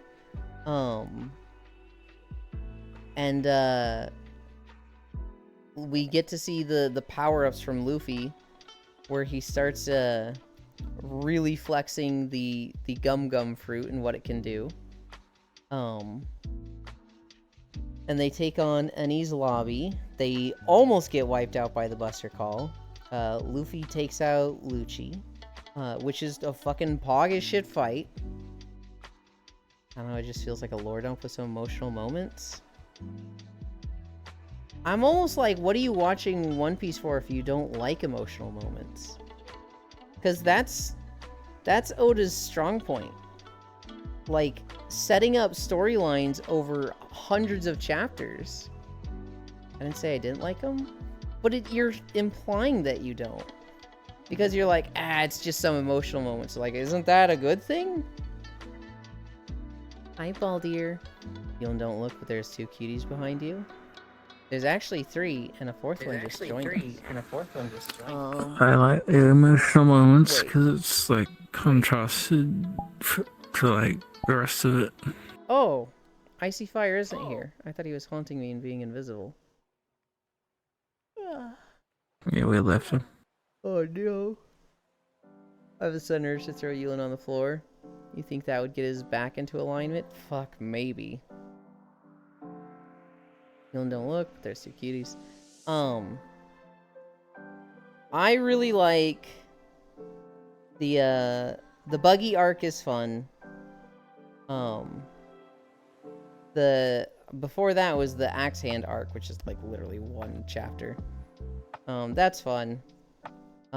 It doesn't really make sense how Zoro was planning to go 40 days without water. That one's a little silly. I like the Barati arc. I like the Orange Village. Although I will say about Orange Village, what's his nuts? Kurohadal makes no fucking sense. Literally, he'd gotten away with it. He had gotten the parents killed. He'd established himself as a butler. All he had to do was, like, hypnotize the one girl to, like, leave everything in the will to him. Oh, that was a fucking idiot. And then continue poisoning her. That's all he had to do. But he's like, nope. I want the pirates to kill everyone in the village and make myself look super sus. Because I'd be the only survivor. I specifically want them all to die. And it's like, bro, you don't have to. He didn't even have to rewrite the will. If he just wanted to live comfy and, like, well, he could have inherited, like, 1/10 of the mansion and money from her. And that would have been more than enough to, like, live super I comfy. think he just wanted the fortune and just get the fuck out afterwards. But, like, he was in the will. He would have gotten, like, between all the servants, he would have gotten a fat chunk and been able to retire. He just decided, nah, I want all of it. It's like, you fucking dumbass bitch. I have problems with Kurohadal. I do think he was still a cool villain. The fight with him is fun.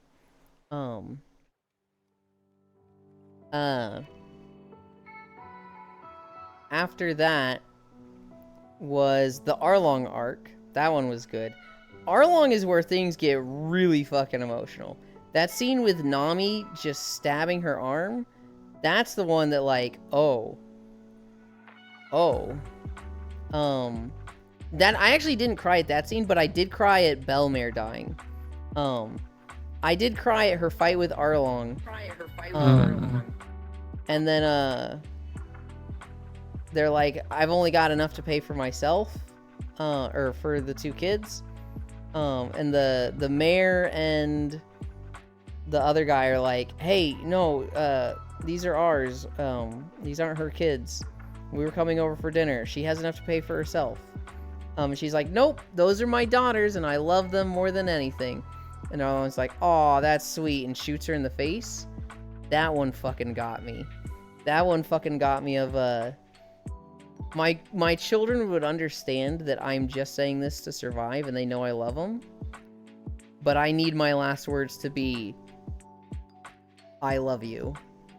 Because I don't know if I'll get another opportunity to have last words. And, like, fuck, that was beautiful. And, like, oh god, I love Belmare.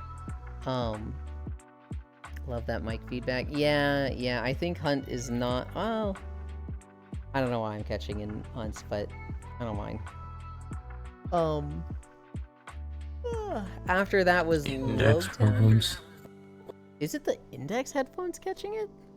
That's crazy. Yeah.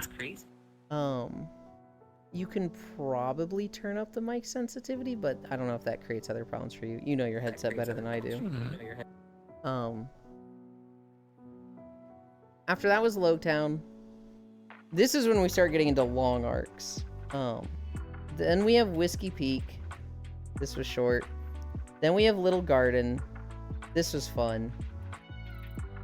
Then we have Drum Island. This was a good one. I really like Drum Island. Then we have Alabasta. Alabasta for like, it felt like the first epic. It felt like the first like, this is a long story. It has been spanning multiple islands. A lot of stuff is coming to a head here. Drum Island was good as heck. Drum Island was really good. Alabasta was really, really good.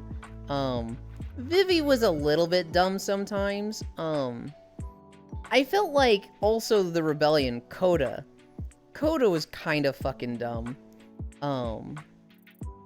It really felt like Vivi... You're a little bit dumb sometimes? I am. I really felt like it was a misstep from Vivi and the pirates to be like, alright, we're gonna go to the city the Rebellion was in 2 years ago.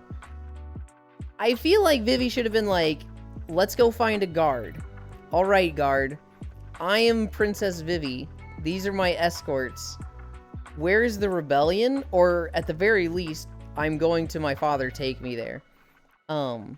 Instead, she tried going straight to the Rebellion on information she had 2 years ago, and they weren't fucking there. No shit.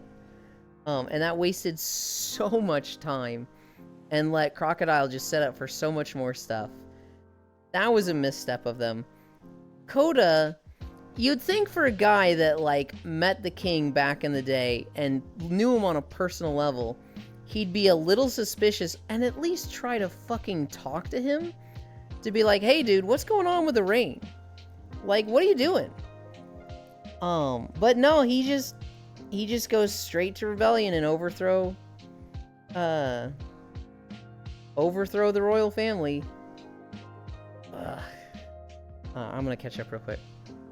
When you think about the later arcs like Dressrosa, there's mystery and characters coming through people didn't care much for. There's still emotional moments, but relying on only emotion versus good storytelling is something that gets developed stronger after time skip. I'm confused.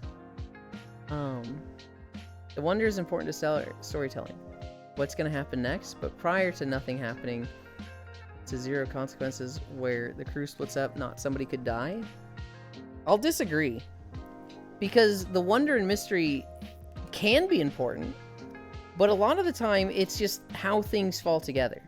I don't know how familiar you are with Hunter x Hunter, but they have a fucking legendary arc, or at least ending to an arc called the Chimera arc, where the beauty of this arc, the beauty of this end, there's no mystery. There's no, like, we need to solve the puzzle, we don't really know what's going on. You know what's going on. The beauty of it is that there's so many moving pieces that they essentially took like 20 to 30 episodes to describe 10 minutes. That was fucking incredible in Hunter x Hunter. That was awesome. But there wasn't like, we gotta solve the puzzle. But there are different forms of storytelling. That's what I'm saying. Yeah. There are people who are okay watching a movie but not a play. Okay. I'm gonna catch up again.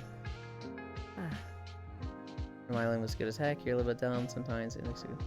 I just don't like the way the structure is depicted prior to the time skip. Or at least before Subody. I really like Alabasta. The Long Ring Island and Foxy arc. If there was one arc I would remove from the series, it would be this one. This one just felt so meaningless to me. It felt dumb. I don't think it needs to exist. If there was one thing... Here's one thing that's fucking dumb about this one. He literally wins, and at the end he gets to pick any one crewmate, right? What does this motherfucker do? He takes their fucking sail. Bro. You could have been like, I want all the shipwrights to line up. And then like 50 fucking shipwrights line up. And he gets to choose one, right? And he's like, alright.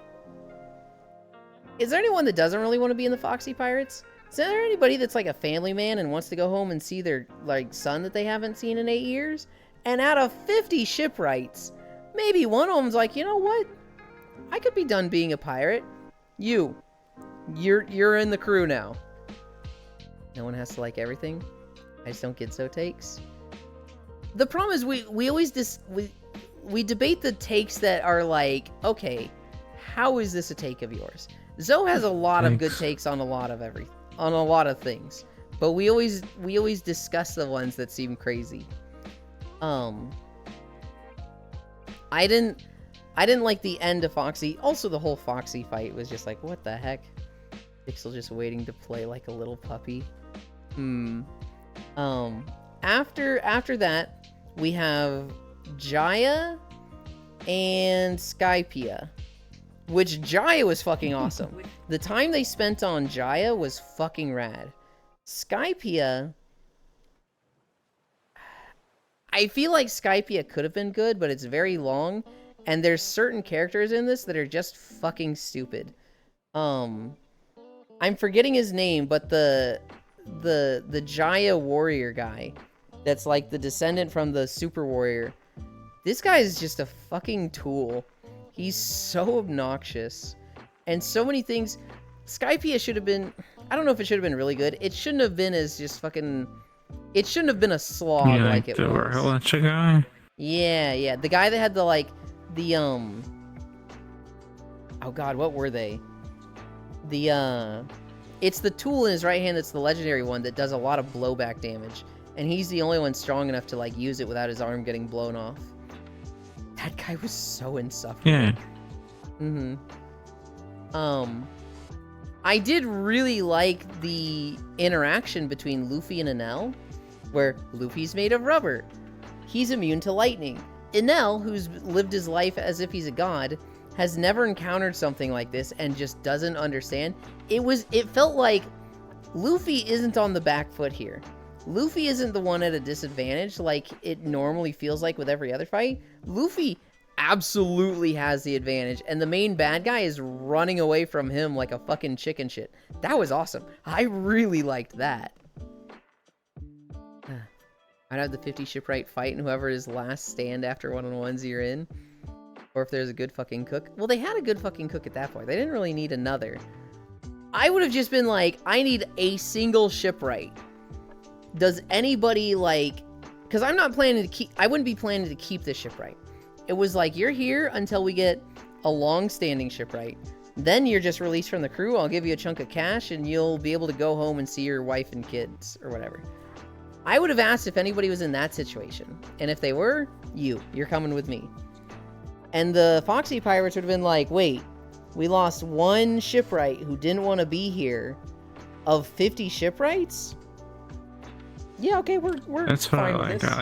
I like people breaking down things and like finding faults and or positives. That's good. That feels good to me.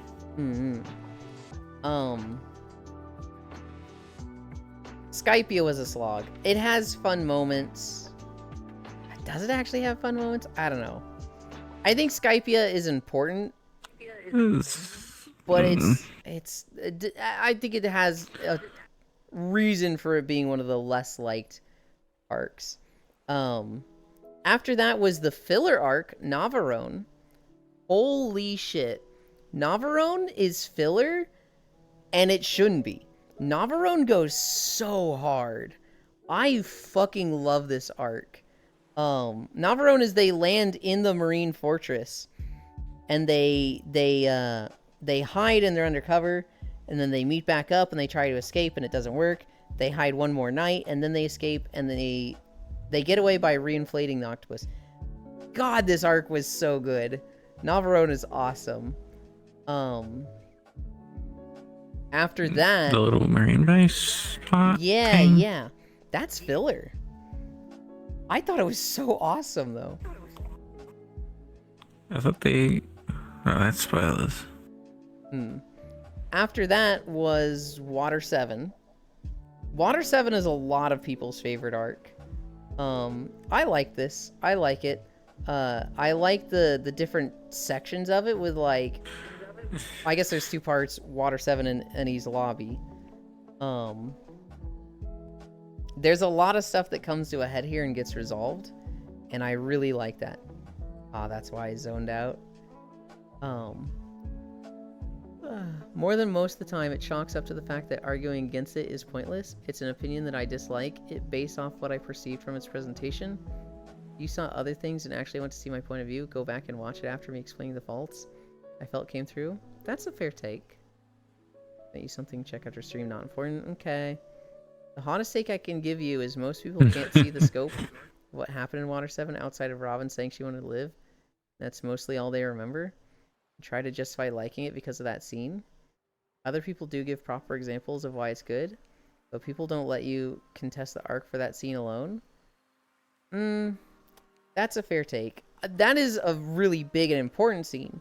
But to me, it's not the only one. I really like the stuff between Luffy and Usopp with, you know, Luffy has the real tough decision of he has the responsibility of taking care of a crew. He likes the going merry, but he can't just ignore the problems and get his crew killed because of that.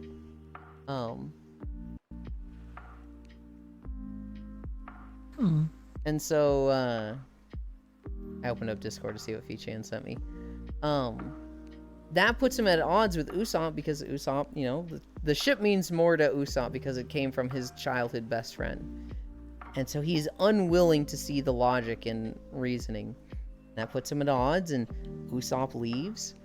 And he comes back, you know, because, hey, we got to put this aside to help Robin and whatnot. And then at the end, there's the whole thing with, like, if he comes back without a formal apology, if he tries to weasel his way back in here, we're not letting him joining, and that fucking hit hard.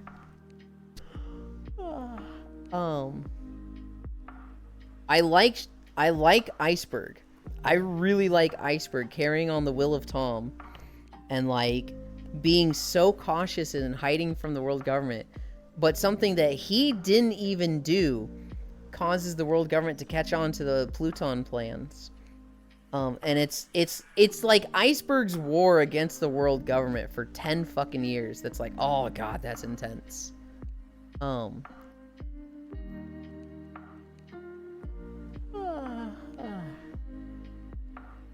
Piece after you got tired of the back talk. Like, the most important scene is Frankie burning the blueprints. Everything else is microscopic to their own situation. The blueprint burning changes the world effectively, and people never talk about it. I can agree with you, but at the same time, they're coming from the point of view of Luffy, who doesn't give a shit about the blueprints, right? He gives a shit about Robin. He gives a shit about Frankie. So, like, the blueprints getting burned, that's nothing to Luffy. And, like, that is important. That is, like, when you look at the scope of what it means for the world, these blueprints were protected for 800 years. They are the counter to, you know, some world power becoming too strong. They are specifically a counter to anybody that could revive the old technologies like Robin. The government gets them anyway. Technically, they don't get the blueprints, but they already have the original Pluton, right? I wouldn't be surprised if Pluton, which is in Alabasta, just has a bunch of world government, like, guards at it, and so it's like, hey, we need Pluton, they're just ready to go. Because it's buried out in the desert. I wouldn't be surprised if there's, like, a world government agency out there that's just keeping an eye on Pluton. They've got supply runners bringing stuff there, or they're a self-sustaining colony under the sand out there. I wouldn't be surprised if shit like that was going on. Or, I don't know, maybe some world government person has portals, and they're able to just bring people in and out underground without the people of Alabasta even knowing what's going on out there. I will agree with you. Frankie burning Pluton blueprints is the most important world-changing event of that arc.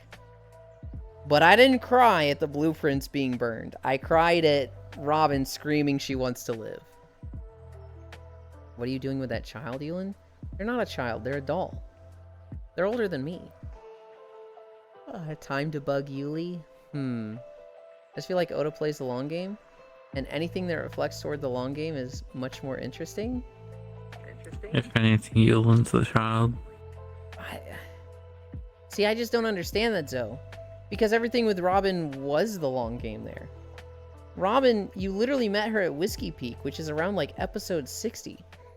And she's so witty. She's so defensive and so just, like, she doesn't let you get close. Until this, which is around, like, 300, I think. And it's like 200 episodes of character building and it all coming down finally. I don't, like, how does that not count as the long game? Really exciting how many things from body armor has impacted the long game. I do agree with that. Zuvi, hi bits. Zuvi got to hang out with food videos last night. It was really nice. Because I've talked to Zuvi about food videos so many times, and he's always like, man, I wish I could come join. He was finally up at 4:30 in the morning that he could. Seabody and Annie's lobby, those were fucking big. The fights were fucking pog as shit. I like the villains. I like the fights. I like seeing Spandam fucking getting his back fucking snapped. Also the Usopp moment. I really like him sniping the dudes on the bridge. That one was fucking awesome. Oh, you know what the biggest moment of Annie's lobby for me is? It's Chopper doing double rumble ball for the first time and turning into the Abomination and just crushing Kuroki. And Frankie wins his fight and he climbs up the wall and he's just like, whoa, who are you there, big guy? You look like the little Chopper dude. Are you on my side? And Chopper, holding fucking Kuroki by his skull, just throws him. Just literally unmoving with his entire body except his right hand, just...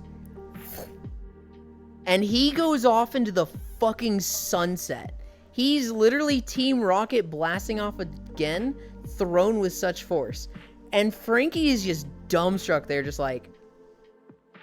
Oh, fuck, this is not good.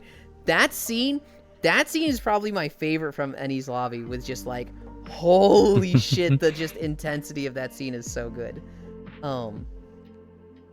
Water 7, and to an even bigger extent, Annie's lobby just has so many moments of just like, this is intense and this is big. After that is Thriller Bark. I don't think Thriller Bark is bad. I just think it gets a little goofy at times. And it's really hard for it to live up to Annie's lobby. A lot of things that had been going on for a long time kind of just get wrapped up at Annie's lobby. And so Thriller Bark is like, it has some things, but not to the extent of Annie's lobby. Thriller Bark is the breath moment? Exactly. I don't think it's bad, but it's definitely like, we gotta take a breather here. We definitely gotta slow down a little bit. Yeah, it's a breather. After that is the Seabody Archipelago. This one is intense. This one is really good. And it has a lot of big moments. Luffy punching the shit out of the Noble. Everybody wanted to see that. Everybody liked that. The Straw Hats getting fucking annihilated and Luffy breaking. That was hard to watch. Kizaru running a train on every rookie, that was intense. Rayleigh stopping Kizaru, that was intense. Just everything about Archipelago, especially Archipelago, like, it all just comes, oh god, it's good. It's so good. After that, we have the time skip. Before the time skip, we have the Great War. We have Amazon Lily, which is short, but it's good for what it is. And then we have the Great War. I feel like, no, even before the Great War, we had Impel Down. Impel Down is good. I tell people if they refuse to watch One Piece, recap to Seabody and watch from then on. That's not a bad thing. I always tell people watch through Arlong Park. I tell them read through Arlong Park, and if you get through that and you like it, keep reading. Watch your read through till Park, yeah. If you read through Arlong Park and you like it, keep going. If you don't like it, just stop. If you read through to the end and you're like, I want more, I just want more One Piece, take the pilgrimage. Take the pilgrimage of watching One Piece, because it's... Take the pill. I can't describe it as anything but a fucking pilgrimage. It is a fucking undertaking. That I like. If somebody's like, I like One Piece, if they're like, I don't watch One Piece, though, I'd be like, yeah, that's fucking fair. Impel Down was good. I think it was a little bit like too easy for him to get along with some of his villains. But whatever. I don't like that he gets along with Crocodile. But whatever. The Great War. This has some really fucking good moments. I don't think it should have been like, everybody back up Straw Hat. That was a little silly to me. I don't like that the Great War seemed to revolve around Luffy. I feel like if Whitebeard wasn't so, I don't want to say dumb, but if he had just gone ham, things would have been fucking different. Whitebeard knows how to do Conqueror's Haki. He's gonna stop anybody from executing Ace. He should have just been like, hey, generals, fucking go ham. Pirates, support us from the back. He should have just gone in right from the start. I feel like Whitebeard, he could literally take on the 3 admirals 1v3. And he'd have a moment where he'd like, his condition would act up and he'd like get locked up, right? But he did that in the series anyway, and he literally got through that anyway. So like, I don't understand him standing in the back for so long. Whitebeard is such a monster. I feel like if he just went harder, it might have gone different. But instead, he kind of stood in the back. Support the Straw Hat Kid. That being said, it still has some moments that are fucking insane. There's a moment where he's like looking at Oars, and he's just like, oh man, Oars got his leg cut off. This is so sad. And then it's Vice Admiral Ronzel is just like, he has this giant axe. He's a giant that's like 100 feet tall. He's like, you let your guard down, Whitebeard. And Whitebeard just fucking backhands his axe, shatters it, grabs the dude's helmet, slams it into the boat in front of him, does an earthquake in his brain, and then flicks him off of his boat. Shit like that is fucking awesome. Holy. If I rewatch it anymore, I'd have to dub from Seabody. I could never watch before then.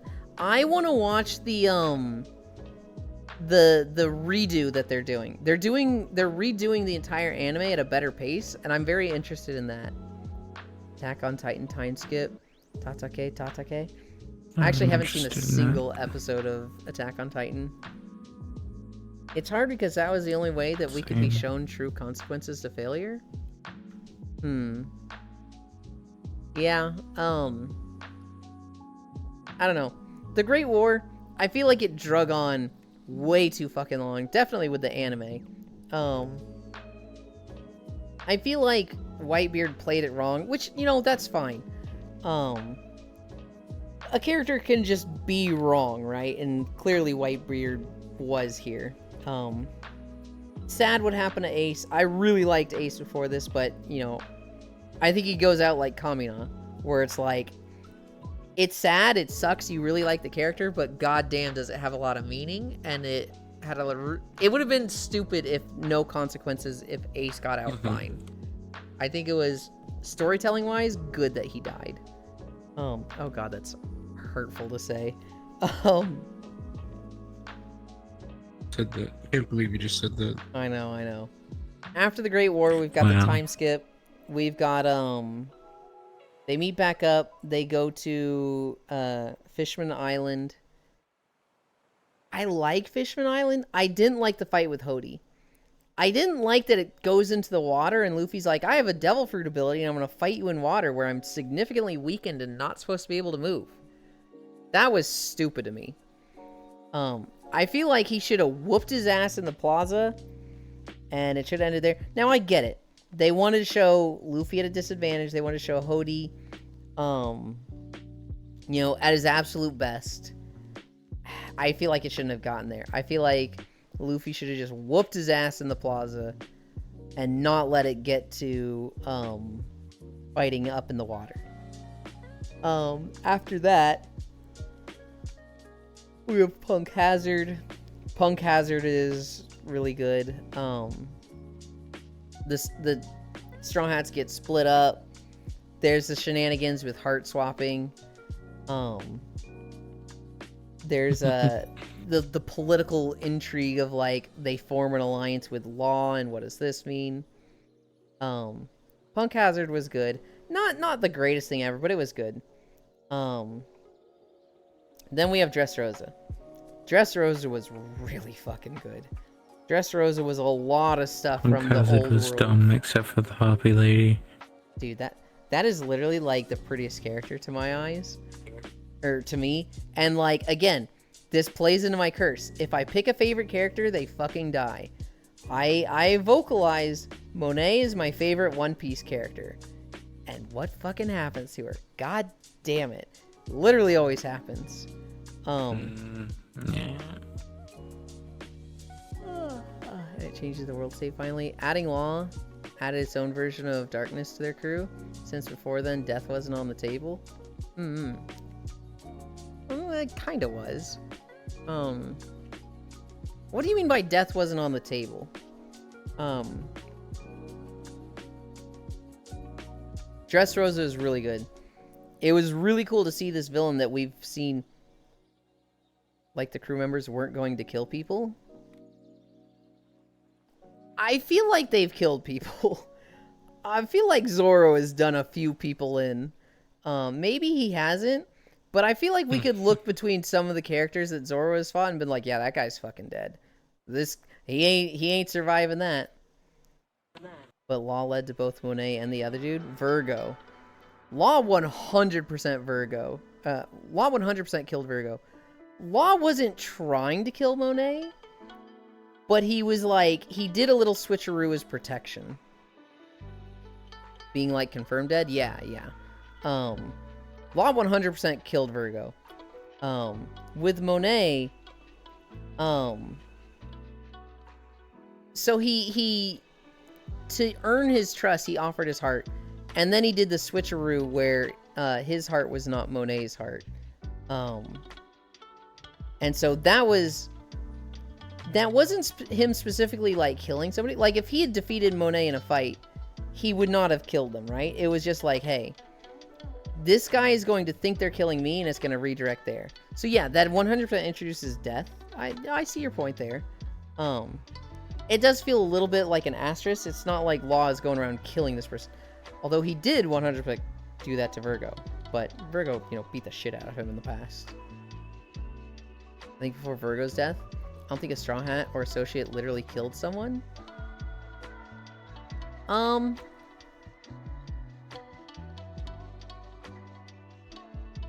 think it could be looked at. I think it 100% they could have. Like, Luffy fucking tried to kill Buggy. Luffy tied up his body and Gum Gum bazookaed him off into the sunset in a world where there's like more ocean than islands. Buggy got fucking lucky, but was like, Luffy, I'm gonna spare this guy. I think Luffy was like, I don't give a shit if you die. I'm hitting you with my hardest attack and you're going away. I think it's implied they fucked them up, at least until that point. Yeah. I don't know if there's anybody that they specifically killed. Same with the first bitch. But like, I don't think the Straw Hats specifically... A leader or whatever. Wait, say that again? Same with Elvita. Yeah. I don't think the Straw Hats go out of their way to not kill people. Like, if they killed somebody, I don't think they're gonna have, like, a moral, like, dilemma and be like, no, I killed somebody, but I never killed. Like, I don't think the Straw Hats would ever go through like, that. Wait, you're alive? Yeah, they would literally see somebody and be like, oh shit, you're alive, damn. Or if they killed somebody, they'd be like, well, I thought he was gonna live through that, damn. My bad. Yeah. Oh god, I saw an animation recently, and it was Goku versus Gojo. And Goku's on the ground bleeding, like literally coughing up blood and organs. And Goku with like blood on his hands and his face. He's like, I thought he was stronger. I thought he could take that. Happy April 20th, wife Euland. Here, I got you a tree. Thank you. The very first death that fans got to witness in One Piece after the 2-year time skip was that of Virgo by law.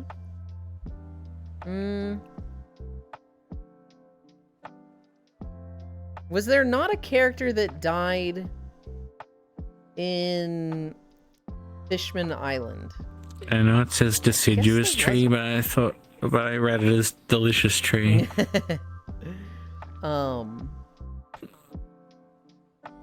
I guess there wasn't anybody that died in Fishman Island. They may have flashbacked. But I thought maybe the sword guy killed somebody. Like Fishman had flashback deaths? Yeah, oh, for certain.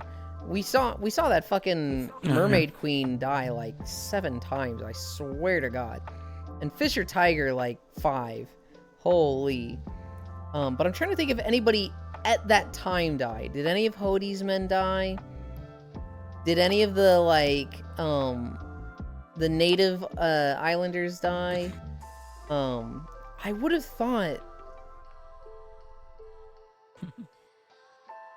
Here's somebody.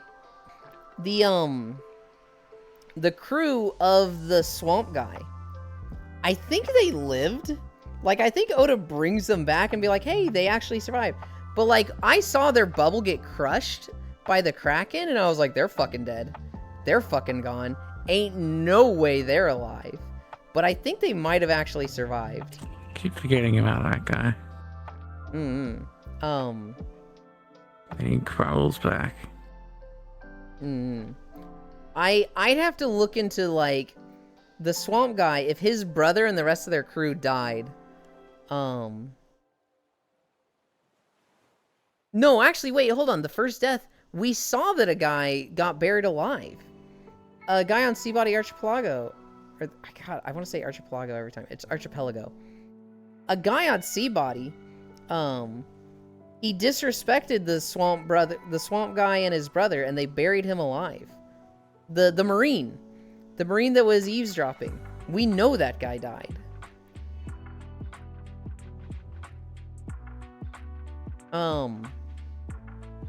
That's not really a Straw Hat thing. Before that, is there anybody that the One Piece crew killed? I'm not sure if Spandam died. I've actually seen a few interpretations of him dying. Because Robin literally snapped his back in two. I've seen people say he died from that, and we haven't seen him after that. I don't know if he did or not. None of CP9 died. Not a single, this person is dead? Just assume they're gone now?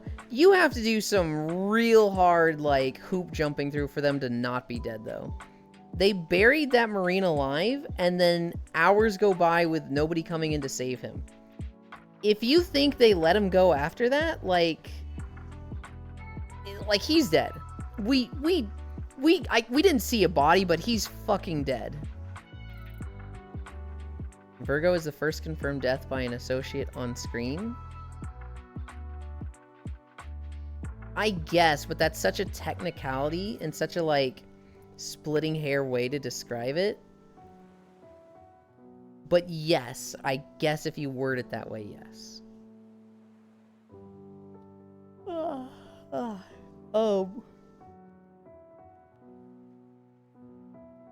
Zoro killed the one zombie guy. Look, it's the magnetized guy, right? Say that again? Vega's the magnetized guy, right? Yeah.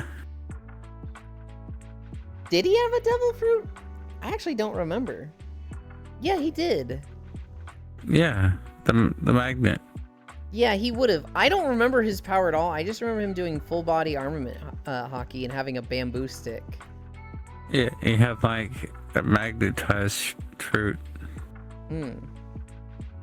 I'd completely forgotten his fruit. Something like that. He was the guy that always had food or like a fork on the side of his face, because... Yeah, because he was positively charged. Oh, yeah. I guess that was... Am I a dumbass that never connected that to the magnet and just always thought he was just getting food stuck on his face because he was a dumbass? Holy... Dressrosa was that really was good. it. Wano was really good. Wano probably went a little long. Whole Cake Island. Admittedly, Dressrosa was the last thing I've seen. I was not reading the manga. I was watching through the anime, and I stopped at the beginning of Cake Island. So I have a general idea of the synopsis, but I am behind. I saw them go to Zou, and then they went to Whole Cake Island. I know a bit how that ends. I've watched the fight with Katakuri on YouTube like 5 times, because holy shit, it's really good. I think people look at Whole Cake Island and Wano positively, though. The craziest thing about Wano is how much actual on-screen death there is, even by the Straw Hat Associates. There's a lot of shit that goes down in Wano. I thought Carrot was gonna join the crew. I thought she was gonna be a Straw Hat after that, and I guess not.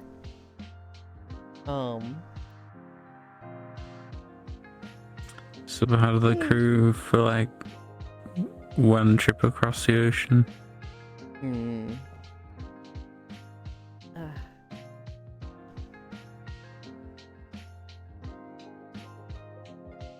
Comfy. I'm suddenly so sleepy. I got into my graham crackers early last night because I stayed up late. And I finished them this morning. A little packet has 9 graham crackers, and normally I'll have like 2, maybe 3 before I stream, and then I like chip away at them through the rest of the day, and then I'll have 1 burrito. But because Saturday is a high carb day because of carb cycling, I just ate all fucking 9 graham crackers before streaming today. I'm like, oh shit, I gotta slow down a little bit on the food. Damn. Should be fine. I'm allowed. What you do is eat all mine and then do it. I'm allowed 1,500 calories today. No, 1,700. It's 1,400 plus 300, so 1,700. And I'm only at like 700 so far. So I could literally have 2 more burritos and 3 glasses of milk today. Or some other combination. Seems to be a power dynamic problem for adding new characters. That's a lot. Jinbei already made it harder, so weaker character probably better than Usopp, Chopper, Nami. But not better than Brook Robin would actually fit. Taxus tomorrow. Taxus is not happening tomorrow, Pixel.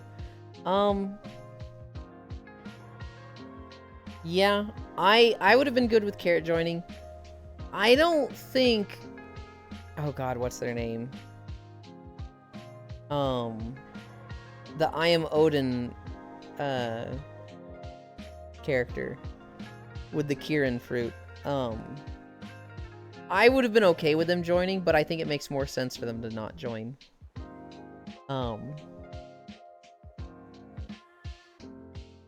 Those 2 would have been like the obvious ones, right? But neither of them did. Poor Pixel.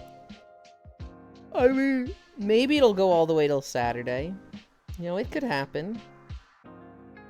People could just donate slow.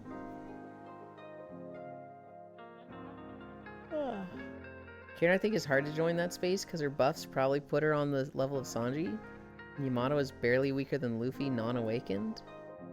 Yeah. Yeah.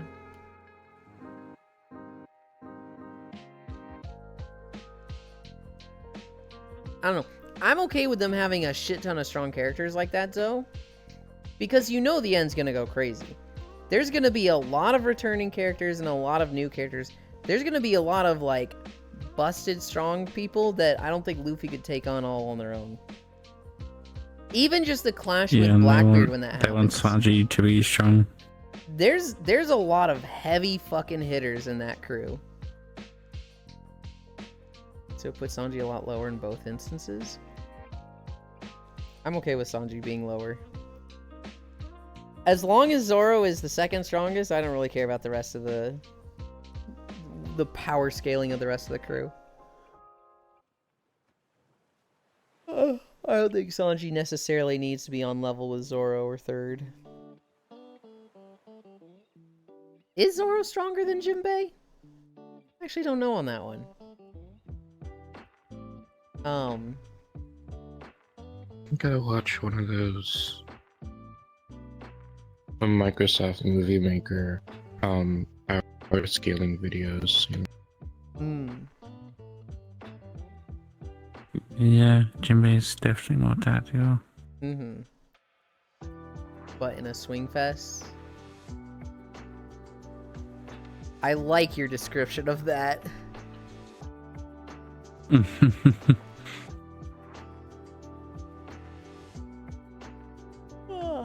Wow, we just talked about One Piece for an hour.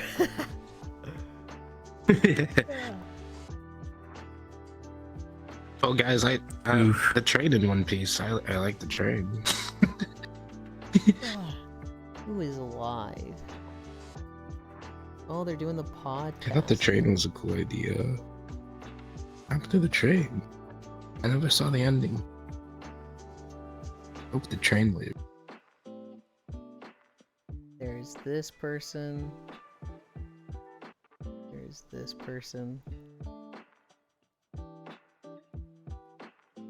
Hang on. Is this idiot live? Why was it paused? No, they're not live. It says live because it's outdated.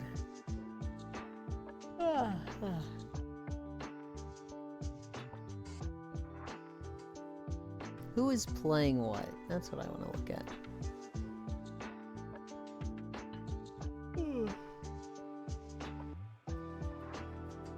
I think we're gonna go to Lofam. Lofam is playing Stardew Valley. Wait, what? But he keeps talking about low fam. So where's high fam on 420? Oh, they're gonna pass me. They're in winter, fam. and they're probably gonna go for like 10 hours today. They're already at 5, but... Spoiler, actually. I'd even say Bonnie would fit their team weirdly well. She's better than Nami, Chopper, and Usopp. It's gonna be like, they're on this early, and then I looked at the time. Everyone is playing Stardew Angie. I've seen that Bonnie is hanging out with them a lot, but I didn't know, like, if she's gonna join or not. I guess it's, you know, nobody really knows, because it's not a thing that's happened yet. I don't know too much about Bonnie. I think she's a daughter of Big Mom. And I know she likes the Straw Hats. Bonnie's hot. And Bonnie's cool. I want the age fruit. I don't know if I want the age fruit. Maybe the soap fruit. Or, No. wait, hold on. What does Alvida have? Very slippery. Yeah. Okay, the slippery fruit, not the soap fruit then. Where are we Soap going? is the other one. Yeah, Soap is The Khalifa. CP9080. Yeah.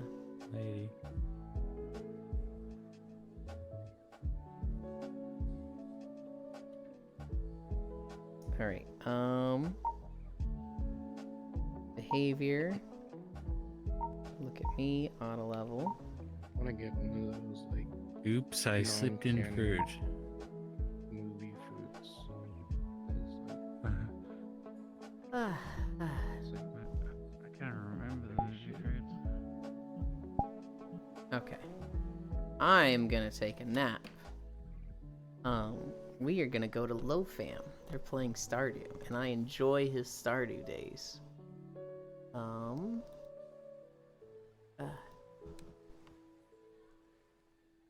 Exclamation point socials. And slash raid LoFam. Thank you everybody for keeping me company. We had 6.5 miles. Thank you, Icy Fire, for the incline. I greatly appreciate it. Let's go watch Stardew Valley. Have good nappies. What do I need to do today? Today's a Saturday, so there's nothing specific I need to do. But I really should talk to Maple about emotes. There's someone else I need to have a conversation with. That's more of a reminder for myself. That being said, I love you. Bye.